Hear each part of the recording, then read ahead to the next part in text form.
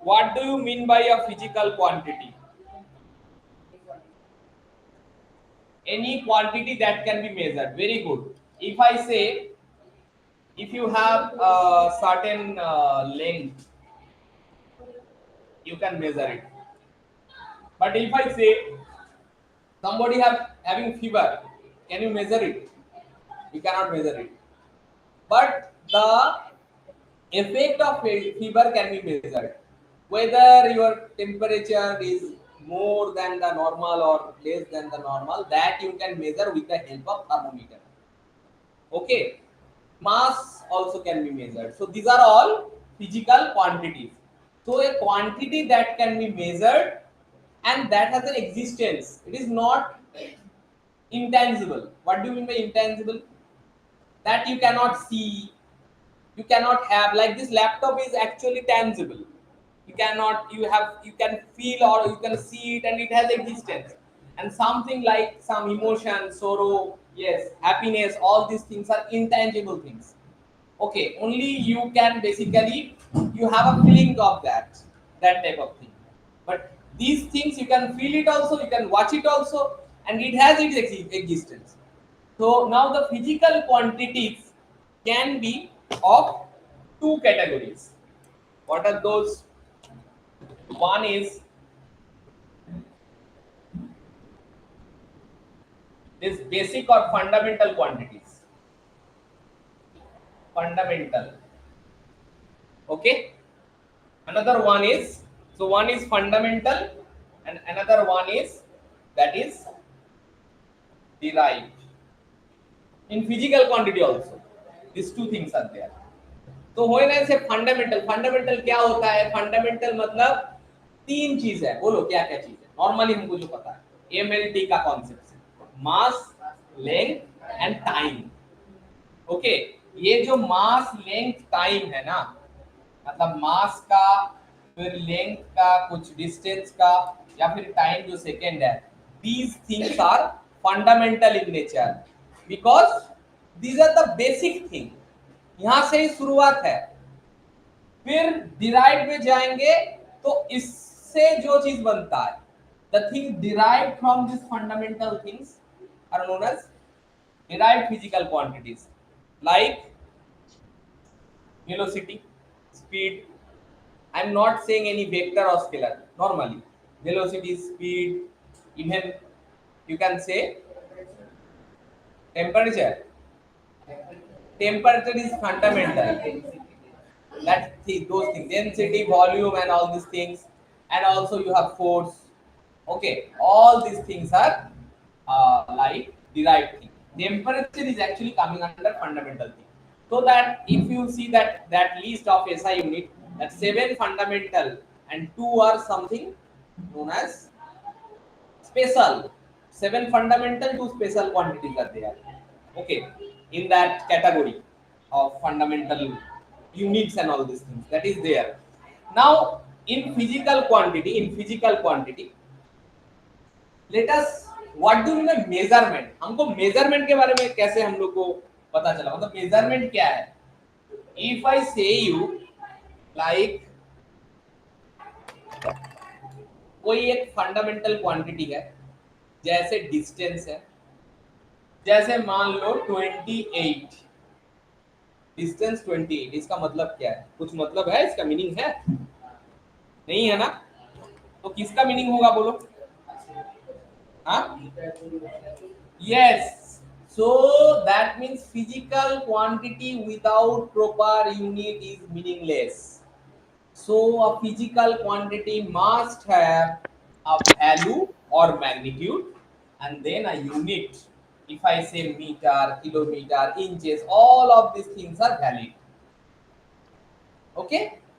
So therefore, what we will say, in a physical quantity, there will be one magnitude, another unit. Okay. Now another concept is there. Suppose you have two uh, two values, two values. One is like in meter, like this 28 meter. Another is in inches, is in inches or in feet, in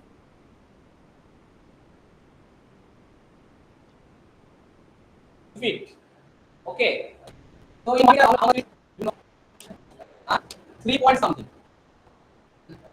3.28 or something like that. Okay, 3.2, let's suppose in 1 meter. Okay, in 1 meter we have 3.2 feet. Okay, now if I have 28 meter, that can be converted to feet easily, you know, unitary method. But there is a method in unit that suppose you need to convert into feet like that. So what you will do, you just think this is n1, this is n1, n means that magnitude of that value, and this is u1, unit of that, is equal to, this is n2 u2. Okay, so this rule is there, you can basically use of this rule, you can use this rule. So normally now it is not, it is actually, it is now balanced, because 1 meter is equal to 3.2 feet. Now if I ask you, then if I ask you 28 meter means what you need to do, see 28 meter means this is n1, this is u1, so u2 is in feet, but you don't know n2, you don't know n2, yes, you don't know n2. How to get this n2? What you should do for it, ये जो metre दिख रहा है ना, see this metre दिख रहा है ना, आराम से देखो, मीटर दिख रहा है, मीटर की जगह मतलब कुछ नहीं, मतलब 1 मीटर, आई कैन अंडरस्टैंड कि मीटर है मतलब 1 मीटर, तो 1 मीटर कैन बी रिटन 3, तो ये जो 20 है इसके बगल में मल्टीप्लाई करके 3.2 कर दे, तो दैट इज द फिट। तो हम लोग कन्वर्शन क्या किए, कन्वर्शन हमको यूनिटरी मेथड पता है, लेकिन जो रूल है फिजिक्स का उस हिसाब से अगर जाए कि हमें ये पता है कि n1 u1 is equal to n2 u2, n क्या है, ये जो क्वांटिटी है उसका मैग्नीट्यूड, u1 उसके यूनिट, और ये जो क्वांटिटी उसका मैग्नीट्यूड उसका यूनिट, तो ये रिलेशन हमें पता है।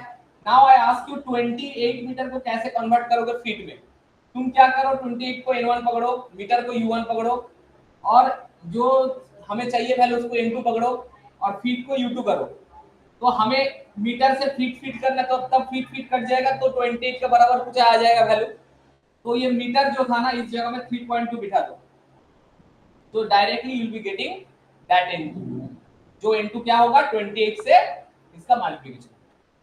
आया बात समझ में? नहीं आया, बताओ, हाँ नहीं आया, बताओ ना। जैसे जैसे दूसरा भी हम लोग कर सकते हैं, मान लो ये तो एक रिलेशन हो गया, हम लोग दूसरा रिलेशन नॉन रिलेशन में से भी कर सकते हैं, उसका देखो, जैसे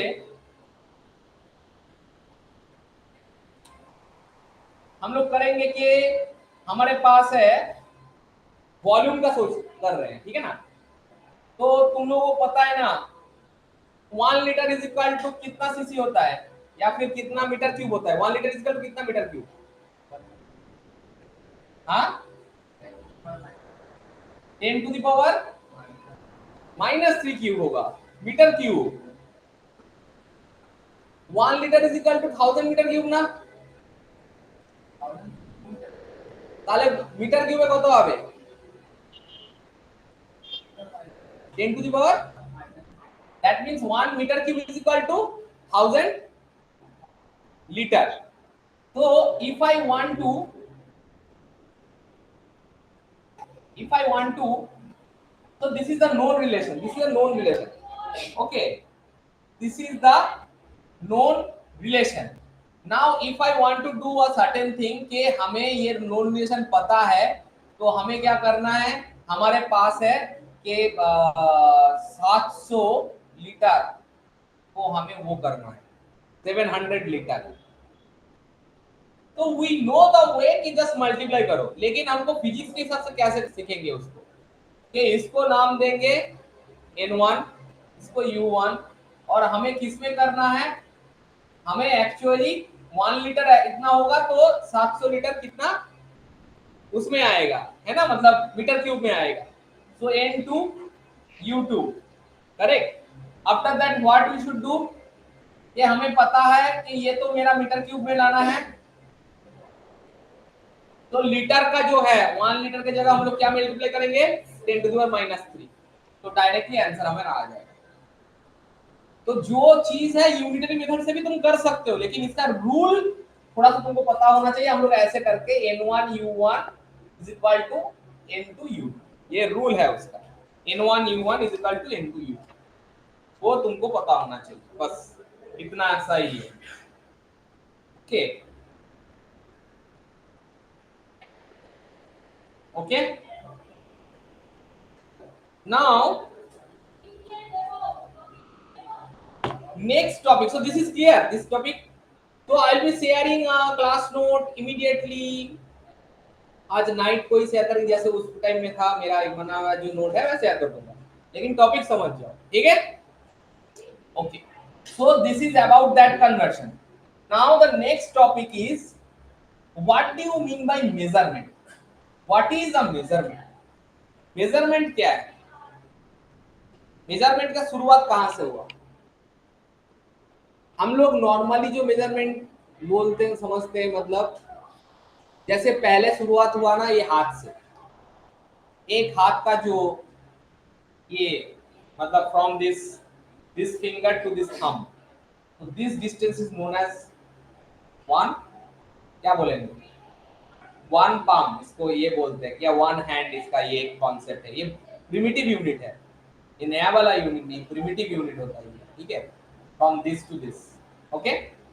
and also another unit is there 1 feet, ये तुम्हारा पैर का जो है, ठीक है, वो भी एक कॉन्सेप्ट है।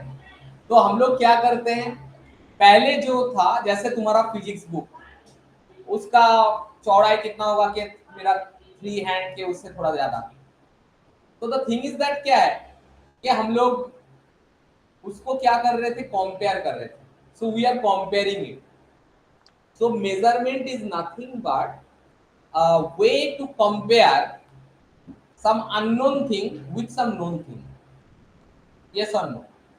हमें कुछ चीज का वैल्यू, स्टैंडर्ड चीज का वैल्यू मेजरमेंट पता है, हम उसी के हिसाब से कुछ अननोन को मेजर कर रहे हैं, मेजर का मतलब कंपेयर कर रहे हैं कि वो उससे बराबर है, बराबर है मतलब I can say it is correct, छोटा है उससे, बड़ा है उससे। The same way you go to an grocery shop, normally अभी तो डिजिटल है, पहला जो था बीम बैलेंस वाला, क्या करता है, एक नोन जो वेट है एक तरफ रखता है, अननोन चीज को इधर रखता है, हम लोग वहां से देख लेते हैं चीज को।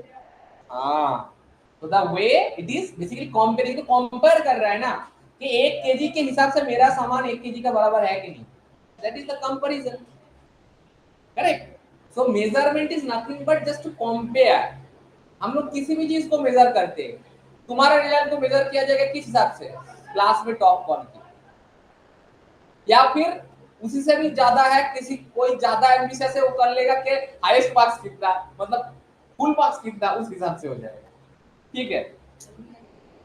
हाँ, जो भी है, तो ये कंपैरिजन ही तो है मेजरमेंट का जो बेसिक कॉन्सेप्ट, और तो कुछ है नहीं। और हम लोग जैसे तुम्हारे पास एक जो हम करते हैं ना, जो मीटर स्केल है, मतलब स्टील रूल टाइप का जो भी है, 15 सेंटीमीटर का आता है या फिर 30 सेंटीमीटर का आता है, vernier calliper, vernier calliper next class में, ठीक है, मैं भूल गया, मैं रास्ते में मुझे याद आया, रास्ते में मुझे याद आया वो चीज, वर्नियर कैलिपर स्क्रू गेज, हाँ रास्ते में ही याद आया।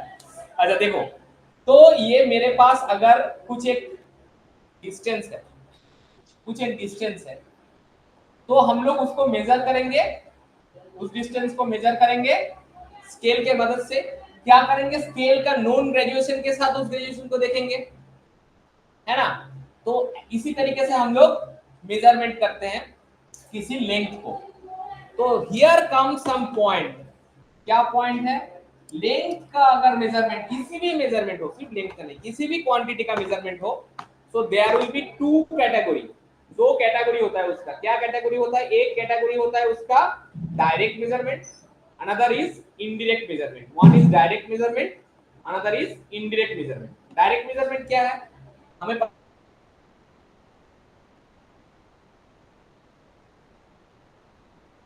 पता है मीटर स्केल जो है ना, करेक्ट, और screw gauge, that type of thing, we direct measure. Okay, and then comes the indirect measurement. Indirect measurement में बुक में बहुत सारे कुछ चीज दिया है कि हमको अगर बहुत ज्यादा मतलब डिस्टेंस के बारे में पता करना है, like distance from earth to sun, that distance is much more bigger, correct. या फिर बहुत सब एटॉमिक लेवल में जाना है हमको, मतलब एक मॉलिक्यूल का रेडियस नापना है, तो those things we can do by indirect measurement. तो डायरेक्ट मेजरमेंट में हम लोग क्या लिखेंगे? डायरेक्ट में, डायरेक्ट मेजरमेंट, डायरेक्ट मेजरमेंट में क्या होगा? बाय मीटर रूल और बाय वर्नियर कैलिपर और by screw gauge, SCREW, screw gauge, AUG, screw gauge. Okay, gauge is actually coming from that basic concept, gauging something, gauging something, measuring something like that. Okay, spherometer screw gauge एक ही type का है, वो भी है measuring direct. Micro देखो, अन्य by metre rule, screw gauge या spherometer, micrometer, सब ये चीज डायरेक्ट मेजरमेंट में अंदर आता है, ठीक है ना। या फिर हम लोग थोड़ा बहुत तो डायरेक्ट नहीं, वो सेमी डायरेक्ट टाइप का, वो मैं बताऊंगा। जैसे मान लो डायरेक्ट इनडायरेक्ट भी तो पता चल गया, बहुत ज्यादा डिस्टेंस है, बहुत कम डिस्टेंस है, लेकिन सेमी डायरेक्ट टाइप का क्या होगा? मान लो मैं तुमको बता दिया कि ये जो मेरा ये है मार्कर का जो ये कैप है इधर, इसमें इसका इनर डायमीटर नापना है। You need to measure the inner diameter of this marker cap. How to measure it?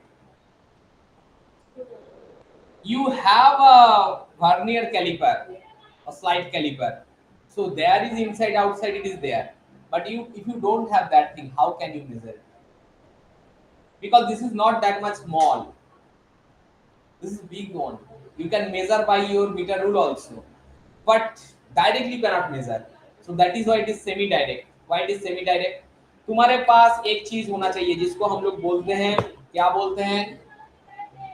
Inside caliper. एक कैलिपर नाम का चीज होता है ना, कैलिपर्स।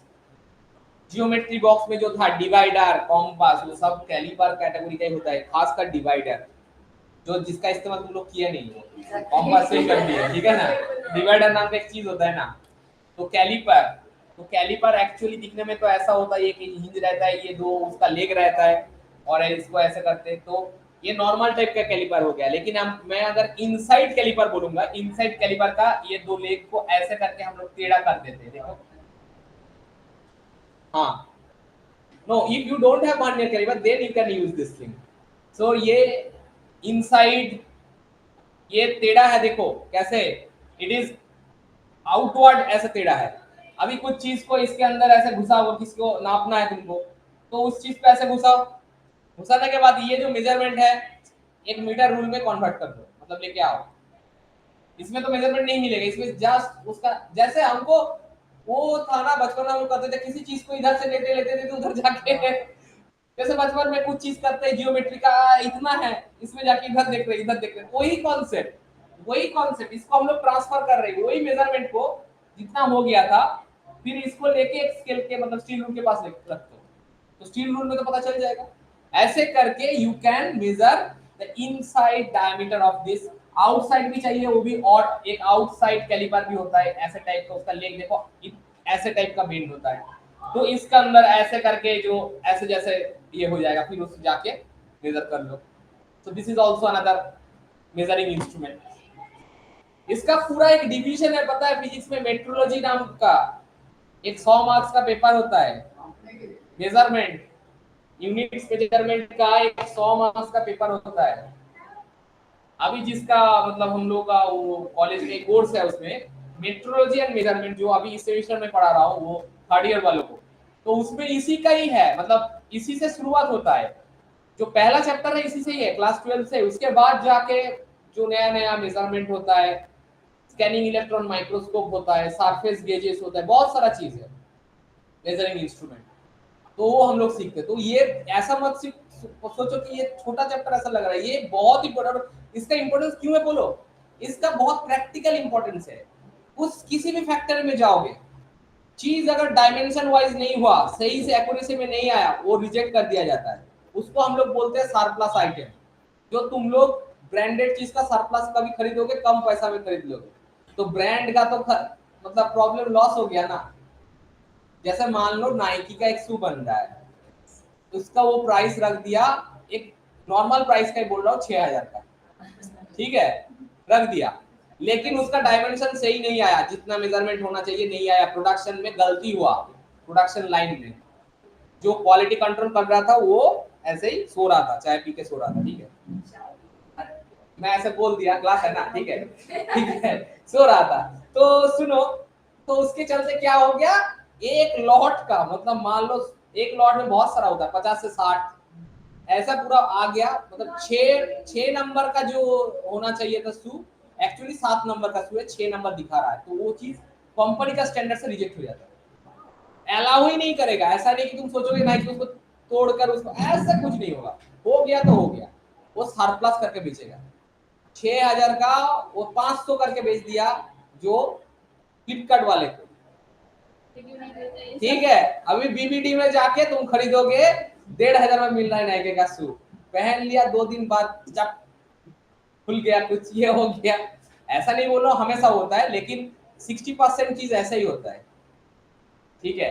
नहीं तो ये भी एक सरप्लस है, नहीं तो बहुत पुराना स्टॉक है, वो और भी गंदा होता है, उसका तो पेस्टिंग पेस्टिंग भी खुल जाता है। वो भी होता है कि उसका भी तो एक स्टैंडर्ड रहता है ना, कि 24 का एडिशन तुम खरीद रहे हो 2030 में, 6 साल बाद, तो वो तो फैक्ट्री में था, दिखने में अच्छे लग रहा था, 2 दिन पर उसको पहनने के बाद तुमको लगा कि पेस्टिंग चला गया, क्या रिबॉक का शू है, पेस्टिंग चला गया 2 दिन के बाद, असल में तो वो 6 साल से उधर सड़ रहा था, उसका तो हो गया था जो काम, इसलिए बेच दिया, ठीक है।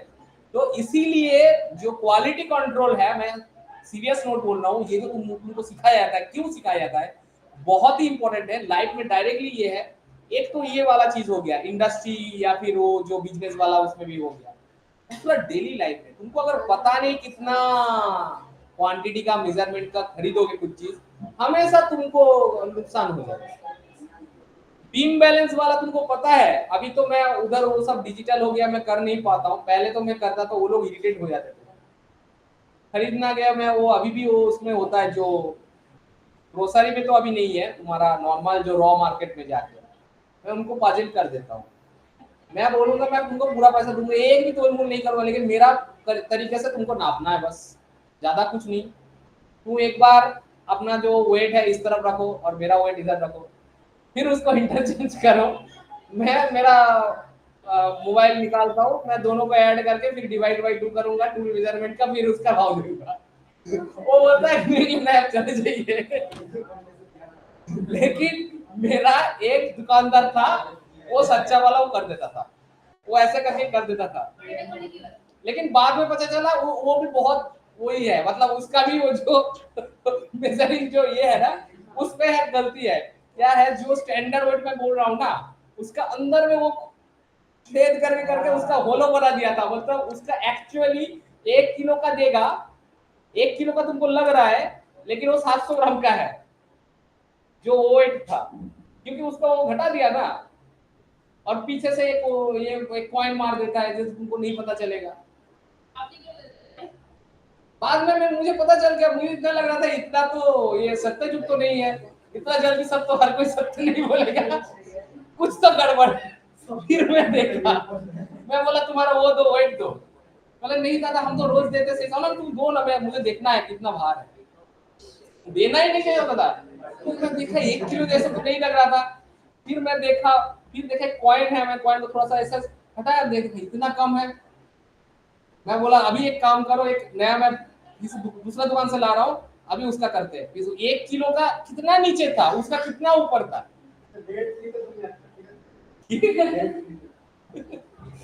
चलो ठीक है, तो ये हो गया था। इसलिए तो तुमको अपना डेली लाइफ के लिए जानना है ये चीज। मेजरमेंट नहीं जानते हो हर जगह में, ऐसे में छोटा वाला बोल रहा हूँ उसके लिए नहीं। मान लो एक अपने लिए घर खरीदने जाओगे, उसमें तो ये बहुत दिन दहाड़े डकैती हो जाता है, मतलब एकदम रॉबरी हो जाता है। तुमको बोल देगा, इधर दिखा के बोल दिया इतना, कितना स्क्वायर फीट है दादा, 1600 स्क्वायर फीट का। अभी तुम तो देख लिया, अभी अच्छे से इंटीरियर करा दिया, तुमको लग रहा है 1600 स्क्वायर फीट का हो सकता है, इतना स्पेस लग रहा है। असल में वो तुमको दे रहा है 1450 स्क्वायर फीट। तो पर स्क्वायर फीट अगर वो 4000 रुपए करके लेगा, जो स्टैंडर्ड रेट अभी चल रहा है, तो सोच लो कितना उसका मुनाफा हो गया। एक तो तुमको बोल दिया कि 4.5 चल रहा था, मैं 4 कर दिया, और जितना वो घटाया उससे भी ज्यादा तुमसे ले लिया।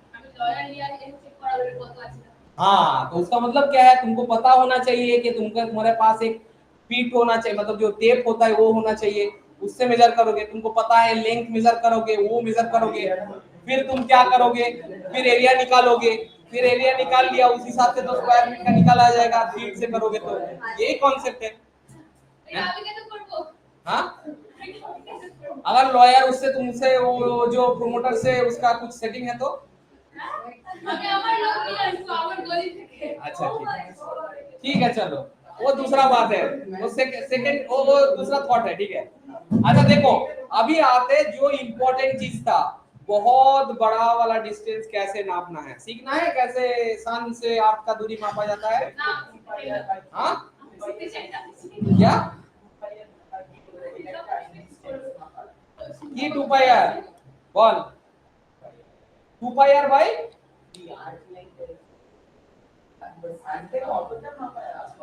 ইজি ইজি ইজি বলছি, লাইট ইয়ার ফাইটার ভুলে যাও, ইজি বলছি, I am saying the easy thing only.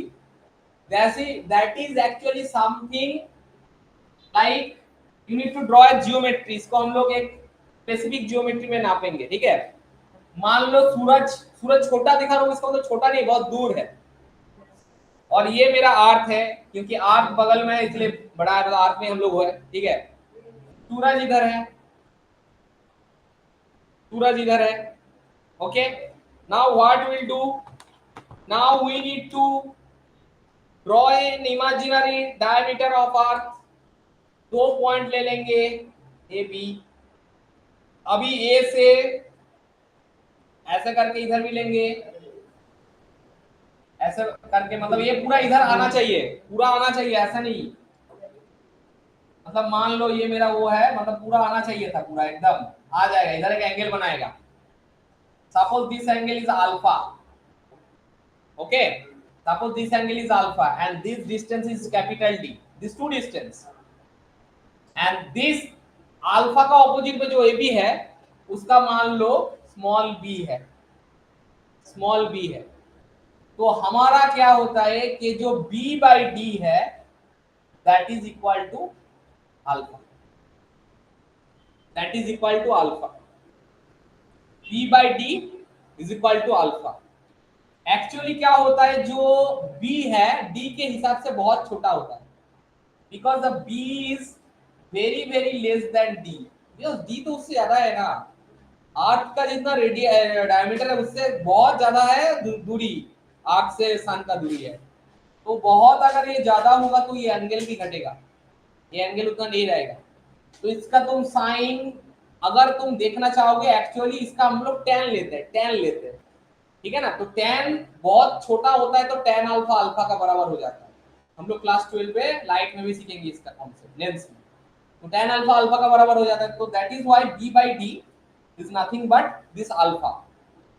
तो इसी से हमको अगर d चाहिए, if I want d distance, that will be equal to b by alpha, d is equal to b by alpha, so d is the distance,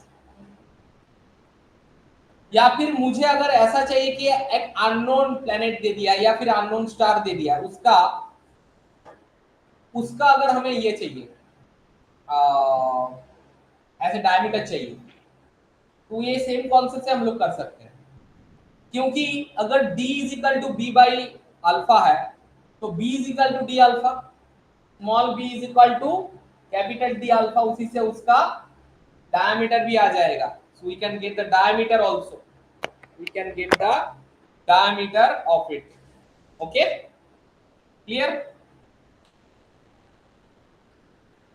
So this is a concept to measure the distance from any celestial distance. Celestial distance क्या होता है? मतलब बहुत दूर का जो distance होता है ना, उसको हम लोग celestial distance बोलते हैं। ठीक है, अभी एक चीज देखो, अगर हम लोग बहुत छोटा वाला डिस्टेंस देखें तो बहुत छोटा वाला डिस्टेंस मतलब हाँ हाँ हाँ, कौन डिस्टेंस कहां से मेजर किए?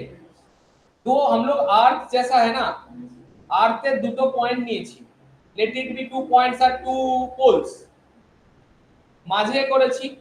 এবারে এখান থেকে so you are saying how you are going to measure the distance of arc, the diameter can be measured না।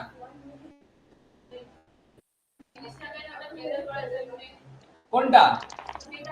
this distance? No, this is what I am saying, that is geometrical process to measure it. Now there are so many things, you have the parsec, you have this light years। तुम्हें एक चीज पता है, light 1 metre का दूरी कितना second में करेगा? हाँ, 1 divided by 3 into 10 to the power 8, क्योंकि 3 into 10 to the power 8 क्या होता है? मीटर पर सेकंड स्पीड ऑफ लाइट, मतलब उतना मीटर जगह 1 सेकंड में, तो 1 मीटर कितना बच जाएगा? ये न्यूटन में कर दो। लाइट हम लोग क्या बोलते हैं इसको, ये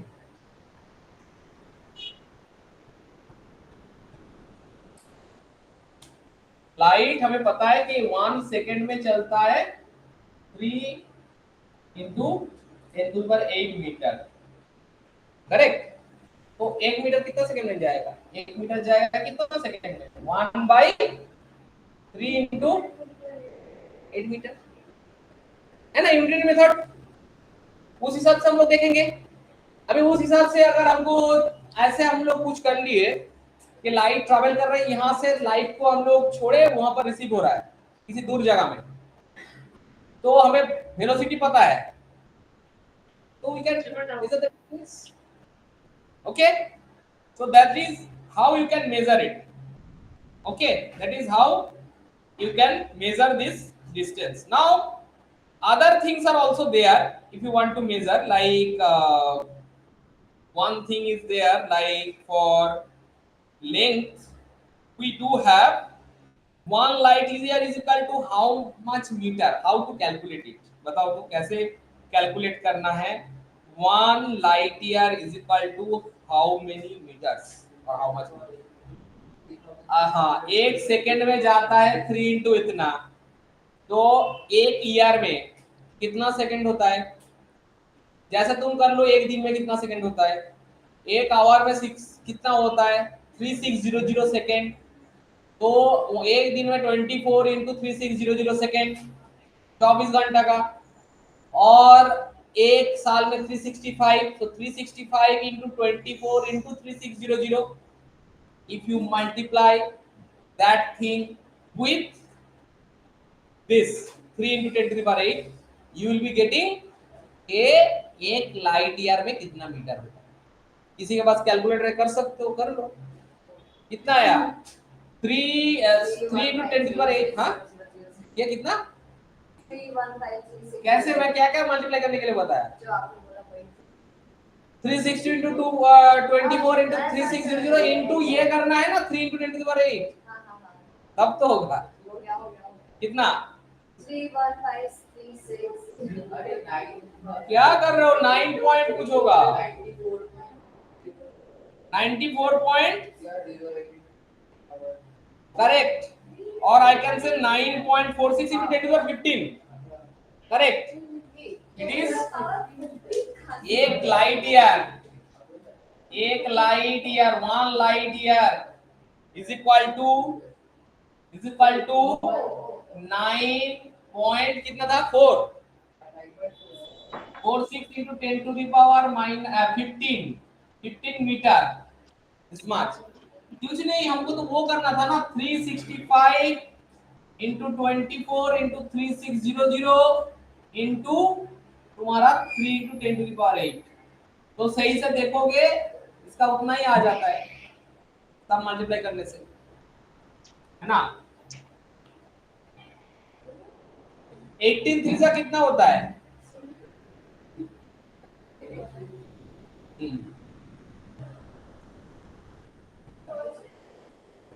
ठीक है नहीं है क्यों नहीं आया सुना है क्या बताओ क्यों नहीं हुआ ये इसका मल्टीप्लिकेशन क्यों इतना नहीं आया था अरे मैं 3 to 10 पावर 8 नहीं करा इसलिए हाँ उस चक्कर में पास तो आधा हो गया अरे दीदी क्या कर रही हो आप उंगलियां नहीं है निकाल लो अरे नहीं यहाँ अंदर है वैसा नहीं मुझे मेरा बाप के अंदर सारे तो करती हूँ कर ले फिर बाद में कंजक्टिवाइटिस हो जाएगा कंजक्टिवाइटिस ऐसे हो रहा है अभी गर्मी के टाइम में जो स्पेल नहीं कर सकते कंजक्टिवाइटिस तुमको स्पेल नहीं करना आता है बस CON जाऊन GAUNC TIBI चलो करो सर आप ट्रॉमा दे रहे हो अरे ट्रॉमा क्या है ये तो चाइल्ड वो क्या कहते हैं क्या चाइल्ड कितना क्या हेल्पलाइन कॉल कर चलो अच्छा दीदी मैं कहां नेक्स्ट हम लोग बड़ा वाला यूनिट क्या है 1 पार्सेक 1 पार्सेक को हम लोग अगर इसमें कन्वर्ट करेंगे मीटर में वो कितना होता है बोलो 3 लिख लो 1 parsec equal to 3 into 3.08 into 10 to the power 16 metre 3.08 into 10 to the power 16 metre और 3.26 लाइट ईयर और 3.26 लाइट ईयर और 1 एस्ट्रोनॉमिकल यूनिट वो भी एक चीज है हाँ parsec 1 parsec is equal to 3.08 into 10 to the power 16 metre correct और 3.26 लाइट ईयर वो एग्जैक्टली कैलकुलेशन करा तो ये है उनको ने এরকম না মানে কি প্রবলেম কি থাকবে আমি তো বলছি it will be like that thing আমি বললাম না যেটা I show that process how to get the distance ওই টাইপের প্রবলেম থাকবে মানে ইফ ইউ নো দ্যাট হ্যাঁ if you know the diameter of the arc হ্যাঁ but radius of the arc so get the diameter once you get the diameter then what you should do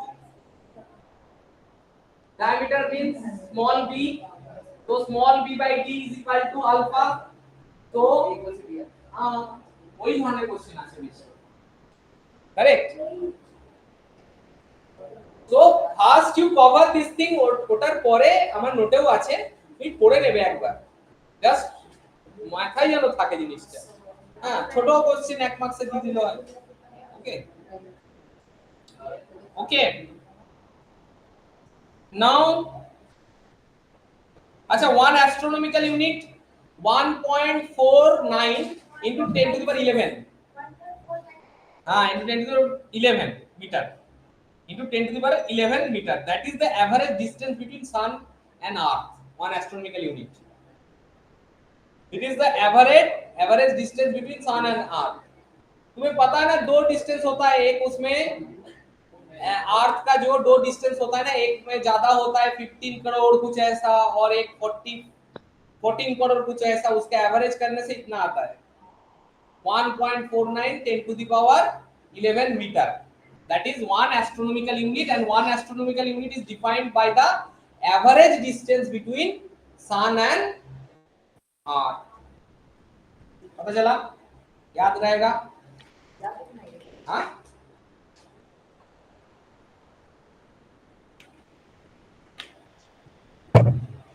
Okay, now next concept, that is ये हमारा छोटा वाला जैसा है ना, छोटा जो चीज है, small things, how can you measure a small value? Like if I say you कि इथानॉल है या फिर ओलिक एसिड है, ओलिक एसिड सुने हो कभी केमिस्ट्री का? हाँ, तो ओलिक एसिड है तुम्हारे पास, एसिड, तो ओलिक एसिड का पूछा गया है वन मॉलिक्यूल का डायमीटर कितना होगा? Diameter of one molecule of oleic acid, diameter of one molecule of oleic acid कैसे करना है? अरे वैसा केमिस्ट्री वाला मत सोचो यार, आराम से हो जाएगा। देखो हम लोग क्या करेंगे, एक एक हमारा ये एजम्पशन हो गया, एजम्पशन नहीं मतलब वो कॉन्सेप्ट है, केमिस्ट्री से आता है कि ओलिक एसिड क्या करता है, अल्कोहल के साथ मिक्सअप होता है, करेक्ट? यस, सो अल्कोहल का सब मिक्सचर रहता है, ठीक है, ओलिक एसिड का। तो अल्कोहल तुम्हारे पास है? अरे ठीक है तो अल्कोहल के साथ मिक्सचर है, मतलब 1 metre cube of oleic acid, वो volume of the oleic acid है, वॉल्यूम मान लेते हैं। तो 400 जो तुम्हारा, अगर हम लोग सोचेंगे कि 1 ml के लिए कितना होगा, 1 ml कितना मीटर क्यूब होता है? बताओ बताओ बताओ, कन्वर्शन अभी तो हम लोग कर रहे थे, बताओ। 1 लीटर से हम लोग कर रहे थे, 1 litre equal to 10 to the power -3 metre cube. तो ml क्या होगा, ml क्या होगा? हाँ, तो 1 लीटर अगर इसका होता है 1 मिलीलीटर कितना मीटर क्यूब होगा? बताओ। 1 लीटर अगर 10 to the power -3 metre cube है तो 1, हाँ हाँ,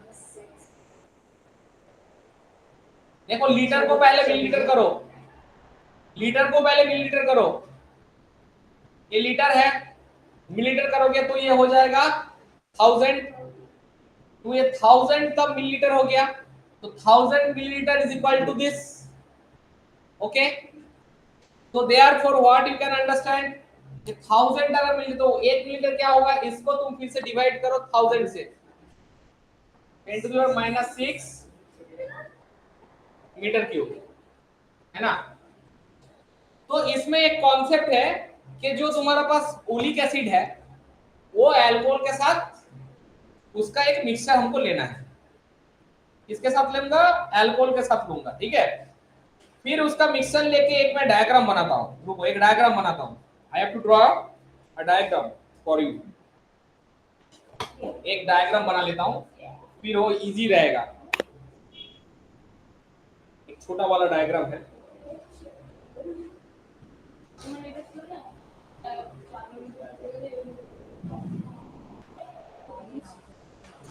देखो पहले कुछ कॉन्सिडरेशन लिखो, कौन सा वाला डायग्राम, कुछ कॉन्सिडरेशन लिखो। पहले हमको क्वेश्चन में दिया था, मैं मीटर क्यूब को मैं मीटर क्यूब का कुछ पूछा था, उतना एमएल का नहीं है। क्वेश्चन में दिया है 1 centimetre cube of oleic acid is given in the question, 1 centimetre cube, 1 centimetre cube of oleic acid, oleic acid, sorry acid, this is given. तो you need to find it out, क्या find करना है हमें? हमें find करना है size of a oleic acid molecule, size of a oleic acid molecule, you need to find size of a oleic acid molecule. So what we should do, first हम लोग ये हमको पता होना है कि ओलिक एसिड अल्कोहल के साथ सॉल्यूशन कितना के बनाएगा। तो 400 अगर 1 सेंटीमीटर क्यूब ओलिक एसिड है और तुम्हारे पास अगर 400, ये मैं 400 बोल रहा हूँ, क्वेश्चन में गिवन है 400 centimetre cube solution with alcohol, solution with alcohol. Okay, solution with alcohol. तो 400 centimetre cube solution with alcohol बनाया, तो 1 सेंटीमीटर क्यूब ओलिक एसिड है, बाकी 399 सेंटीमीटर क्यूब अल्कोहल है. तो here what you have, oleic acid 1 कितना का होगा ओलिक एसिड, एक सेकेंड, ओलिक एसिड होगा 1 सेंटीमीटर क्यूब प्लस अल्कोहल तुम्हारा 399 centimetre cube. Okay, now what will understand कि 400 सेंटीमीटर क्यूब सॉल्यूशन का अगर है उसमें ओलिक एसिड है 1 centimetre cube, 400 centimetre cube solution में ओलिक एसिड है 1 सेंटीमीटर क्यूब. तो 1 सेंटीमीटर क्यूब सॉल्यूशन में कितना ओलिक एसिड है, 1/400 सेंटीमीटर क्यूब, है कि नहीं. यूनिटरी मेथड, 400 सेंटीमीटर क्यूब में हमारा ओलिक एसिड है 1 सेंटीमीटर क्यूब. ये हो गया लिखना, देखो कितना हो गया, लिखा हुआ वाला देखो. तो व्हाट आई कैन राइट, अच्छा 400 सेंटीमीटर क्यूब में ओलिक एसिड है 1 सेंटीमीटर क्यूब, 400 सेंटीमीटर में सॉल्यूशन में है ना, सॉल्यूशन में ओलिक एसिड है 1 सेंटीमीटर क्यूब. तो 1 सेंटीमीटर क्यूब सॉल्यूशन में ओलिक एसिड है 1/400 centimetre cube. 1 centimetre cube oleic acid में सॉल्यूशन है 1/400 सेंटीमीटर क्यूब. नाउ हमें करना है एक एक्सपेरिमेंट. क्या करेंगे, हम एक बीकर लेंगे, उसमें थोड़ा सा पानी रहेगा, पानी नोन क्वांटिटी का नहीं है, ठीक है, पानी का हमारा नोन क्वांटिटी नहीं होगा. उसमें हम लोग क्या करेंगे, एक हम लोग बीकर लिए बनाते हैं. फिर ये हो गया, करो करो,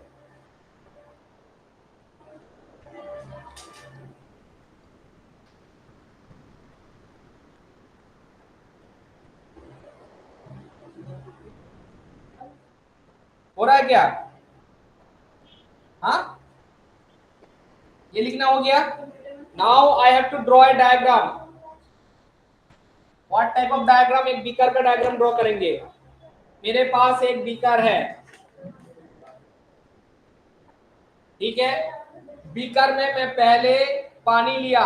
तो ऐसे हम लोग सोच रहे हैं कि पानी का मॉलिक्यूल ऐसे दिखने में है, मतलब हम लोग उसको माइक्रोस्कोप में अगर दिखेंगे मॉलिक्यूल को तो ऐसे दिखेगा ना, असल में तो ऐसा नहीं दिखेगा, तुमको नॉर्मल आई से नहीं दिखेगा, लेकिन माइक्रोस्कोप में अगर हाई रेजोल्यूशन में देखोगे तो it will look like this.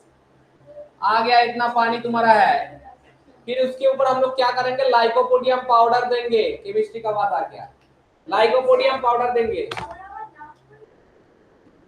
हाँ तू नया वाला ही है ना थोड़ा सा, मैं अगर पुराना सबके ऐसा एक ही चीज बोलना ना हो तो मेरा अंदर अंदर क्या है अलग सा. लाइकोपोडियम, ये एक एक्सपेरिमेंट है इसका एक्चुअली. लाइकोपोडियम पाउडर देंगे, ठीक है ना. देखो अलग सा कलर से मैं दे रहा हूँ लाइकोपोडियम पाउडर. तो ये मेरा लाइकोपोडियम पाउडर है, LYCOPODIUM, lycopodium powder, lycopodium powder. Okay, इसका खासियत क्यों क्या है, हाँ वाटर ब्लू कलर का, ठीक है. फिर इसका खासियत क्या है, अगर मैं एक बुरेट से इसके अंदर ओलिक एसिड और अल्कोहल का सॉल्यूशन को नीचे फेंकूंगा, मतलब इसमें ड्रॉप ड्रॉप ऐसे होगा, तो लाइकोपोडियम के ऊपर ही वो रह जाएगा. एंड धीरे धीरे लाइकोपोडियम क्या करेगा, अल्कोहल को अब्सॉर्ब कर लेगा, लेकिन ओलिक एसिड को रख देगा. तो oleic acid will be on the upside of the lycopodium, whereas lycopodium will absorb the alcohol. तो ऐसे करके हम लोग उसमें माइक्रोस्कोपिकली सेपरेशन कर लेंगे अल्कोहल और ओलिक एसिड का. इसमें अगर मैं, जैसे तुम्हारे पास ये है ना, ये हमको क्या बोलते हैं, हम लोग इसको बुरेट बोलते हैं. बुरेट में अगर इसके अंदर जो ओलिक एसिड अल्कोहल का सॉल्यूशन है इसको ऐसा रखेंगे तो ये ऐसे ऐसे ड्रॉप ड्रॉप करके गिर रहा है. तो ऊपर देखो ये ऐसा ब्लैक ब्लैक कलर का जो आ गया ओलिक एसिड का ही सॉल्यूशन है, ठीक है. तो 3 लेयर तुम्हारे पास आ गया, वाटर नीचे था, फिर लाइकोपोडियम, फिर ये oleic acid, correct. So this is the oleic acid then. Okay, now हम लोग को क्या देखना है कि इसको हम लोग इसको एनालिसिस करना है। We need to analyse this thing. कैसे देखेंगे कि ये जैसे आ गया, इसका सिर्फ हम लोग अपर लेयर को देखेंगे, अपर लेयर को देखेंगे। देखो ये जो ब्लैक वाला दिख रहा है, इस लेयर को सिर्फ हम लोग microscopically we have to analyse the upper layer of it. कैसे करेंगे? जियोमेट्री लगा के मान लेते हैं, मानना कुछ नहीं, हमको पता भी चलेगा कि इसका जो डायमीटर है बीकर का डायमीटर डी है। कर सकते हैं ना? डायमीटर, जो डायमीटर है, तो ये छोटा सा जब पोर्शन है ना ऊपर वाला, इसको अलग सा करके अगर ड्रॉ करेंगे, इधर अलग सा करके ड्रॉ कर रहे हैं, देखो वो सब मॉलिक्यूल्स को, ठीक है, ड्रॉ कर रहे हैं। तो ये मेरा जो लेयर है इसका ऐसा टाइप का एक रेक्टेंगल बन गया। ऐसे करके देखेंगे, जिसका डी है, डी जिसका है आई कैन से द चौड़ाई है उसका ना, ब्रेथ है, और उसका जो, या फिर you can say length also because it is like this, length है, और इसका जो हाइट है that I can consider T thickness, ऐसा करके। तो द थिंग इज दैट कि ऐसा अगर डी और टी का कॉन्सिडरेशन आ गया, हम लोग एक चीज सोच सकते हैं, बहुत सोच समझ के सोचो एक चीज, कि इसमें हम लोग थोड़ा सा कैलकुलेशन करेंगे। किस टाइप का कैलकुलेशन करेंगे? लाइकोमोडियम, सॉरी, इसके लिए ओलिक एसिड के लिए, कि हम लोग एक चीज लिखेंगे, लिखो volume of n drops of solution.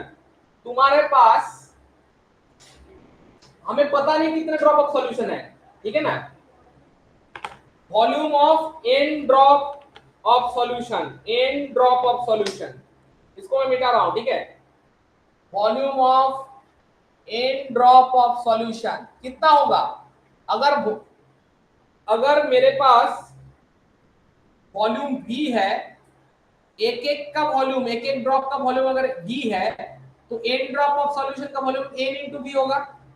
if v is volume पर ड्रॉप, वॉल्यूम पर ड्रॉप, उसका मतलब एक एक ड्रॉप का वॉल्यूम है, v is वॉल्यूम पर drop. therefore what I can understand कि n वॉल्यूम का, n ड्रॉप्स ऑफ वॉल्यूम का, n ड्रॉप्स ऑफ का वॉल्यूम कितना होगा? nv होगा। nv is the volume of n drops of oleic acid। Okay, now हमारे पास कितना था? हम तो उसमें बताया था ना 1 ml, 1 ml का कितना था? 1/400 हुआ था ना। तो जैसे हमको अगर वही 1 ml का अगर हमको सोचना है, volume of oleic acid in n drops अगर सोचना है, क्योंकि 1 ml का हमका वॉल्यूम पता है हमको, क्या है 1 ml सॉल्यूशन में कितना है? 1/400 ओलिक एसिड है। मैं किया था ना उसमें कि तुम्हारा 400 सेंटीमीटर क्यूब के लिए 1 सेंटीमीटर क्यूब है, तो 1 सेंटीमीटर क्यूब सॉल्यूशन के लिए 1/400 सेंटीमीटर क्यूब है, तो वो था 1 सेंटीमीटर क्यूब ऑफ सॉल्यूशन, सबसे छोटा वाला। तो अगर मेरा n ड्रॉप ऑफ वॉल्यूम, मतलब वॉल्यूम nv है, तो उसको सेंटीमीटर क्यूब के हिसाब से देखूंगा, तो हम लोग कर सकते हैं ना nv into 1/400 centimetre cube, nv into 1/400 centimeter cube, that is the volume of n drop of oleic acid। जहां पर एक एक हम लोग अगर सोचेंगे यूनिट जो है 1/400 सेंटीमीटर क्यूब की सॉल्यूशन का, ये हम लोग क्या एक्चुअली ले रहे थे? सॉल्यूशन का, अगर 400 पार्ट का मेरा सॉल्यूशन है, उसमें 1 पार्ट ओलिक एसिड है, वो रेशियो एक्चुअली है 1/400, है ना। तो ये हो गया, अभी इसका होने जाएगा पूरा टेंजेंशियली जा रहा है ना, होने जा, बताओ समझ में आ रहा है कि नहीं आ रहा है? बताओ, आ रहा है? कैसे? 1 सेंटीमीटर क्यूब जो सॉल्यूशन था, उसमें ओलिक एसिड कैसे 1/400 हो गया? बताओ तो। क्योंकि 400 सेंटीमीटर क्यूब में ओलिक एसिड था 1 सेंटीमीटर क्यूब, तो 1 सेंटीमीटर क्यूब में 1/400, तो रेशियो है सॉल्यूशन में कितना ओलिक एसिड है। और अगर n वॉल्यूम का, सॉरी n ड्रॉप का होगा, तो nv इंटू वो है, तो ये हो गया ओलिक एसिड का वॉल्यूम। हम लोग जो कर रहे थे n ड्रॉप का volume, volume of n drop of oleic acid is like this, n drop का वॉल्यूम ये मेरा हो गया, ठीक है। After that after that normally अगर हमको देखना है कि वो जो हम लोग उसमें देखे थे कि एक चीज में देखो ऐसा करके एक लेयर हम लोग देखे थे ना ओलिक एसिड का जो लिक्विड के ऊपर था लाइकोपोडियम पाउडर के ऊपर, जिसका डी था डिस्टेंस या फिर लेंथ या टी था उसका थिकनेस। तो इसका अगर वॉल्यूम निकालना है कैसे निकाल पाएंगे? ये तो ऐसा सर्कुलर टाइप का था ना, ये तो ऐसा दिख रहा है ऐसा लेकिन सर्कुलर था।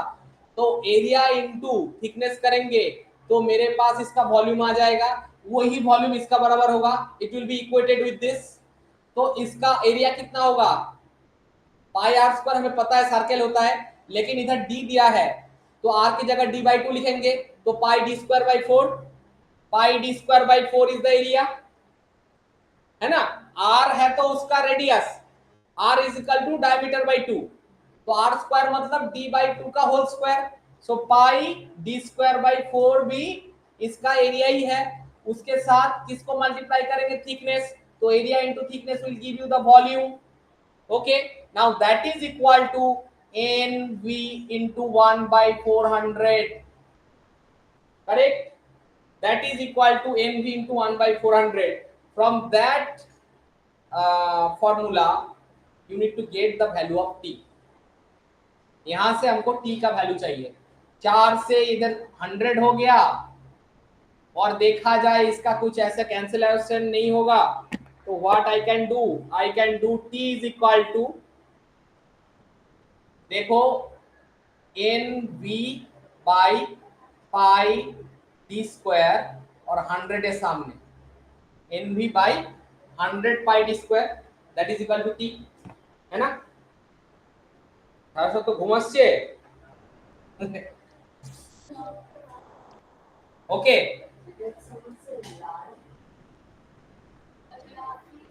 है कि नहीं बताओ? ये एक कंडीशन है, हम लोग ऐसे करके लिख सकते हैं। और सोच लो ये जो T है that is the diameter of one molecule, क्योंकि हम लोग वैसे ही लेवल में लिए थे ना। तुम अगर देखोगे इसका जो डायमीटर वो T का बराबर ही है, तो ओलिक एसिड का डायमीटर पता चल गया, खत्म।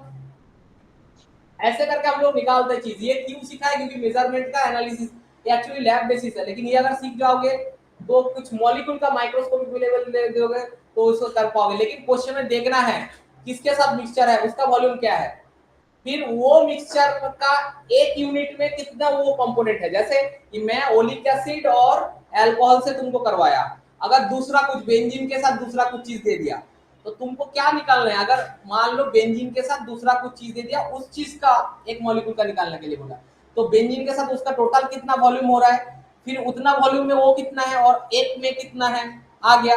फिर वही करके फिर हमको ऐसे दिखाना है, फिर उसमें भी कुछ सिचुएशंस रहेगा, फिर हम लोग देखेंगे एनवी इंटू उसको करेंगे, फिर वो बराबर हो जाएगा pi D square by T के साथ, वही है pi D square by 4 into T के साथ।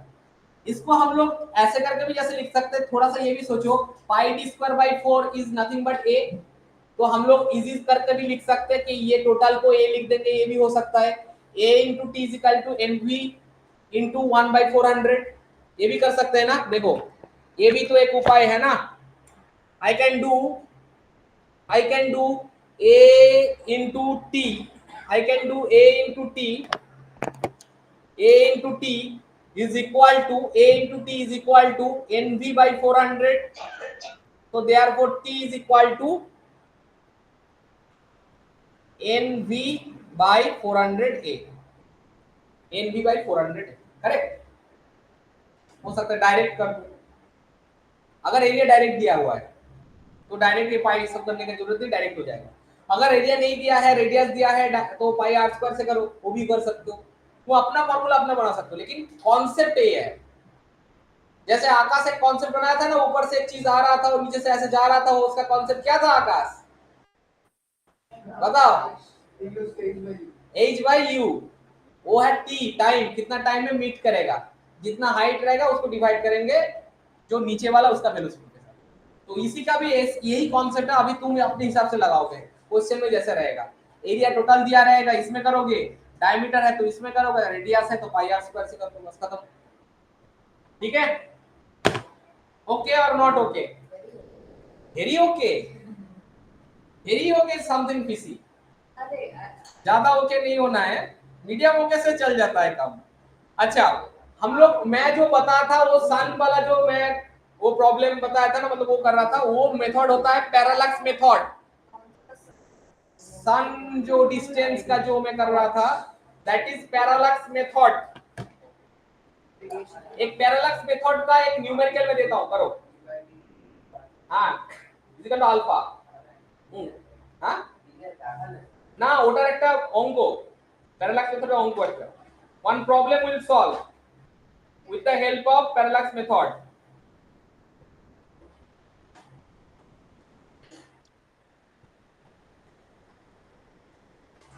The moon is observed from two diametrically opposite points.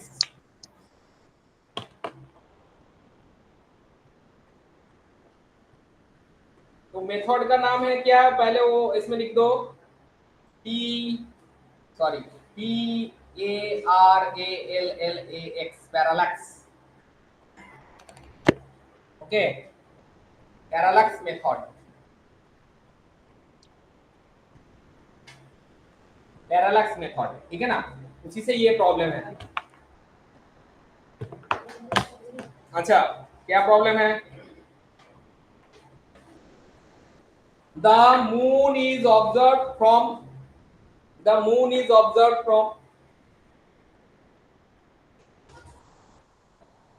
two diametrically opposite points. Two diametrically opposite points. Two diametrically opposite points. The moon is observed from two diametrically opposite points, A and B. A and B on Earth. A and B on Earth. A and B on Earth. तो Earth का दो diametrical opposite point, ठीक है, full stop. The angle theta subtended at the moon, the angle theta subtended at the moon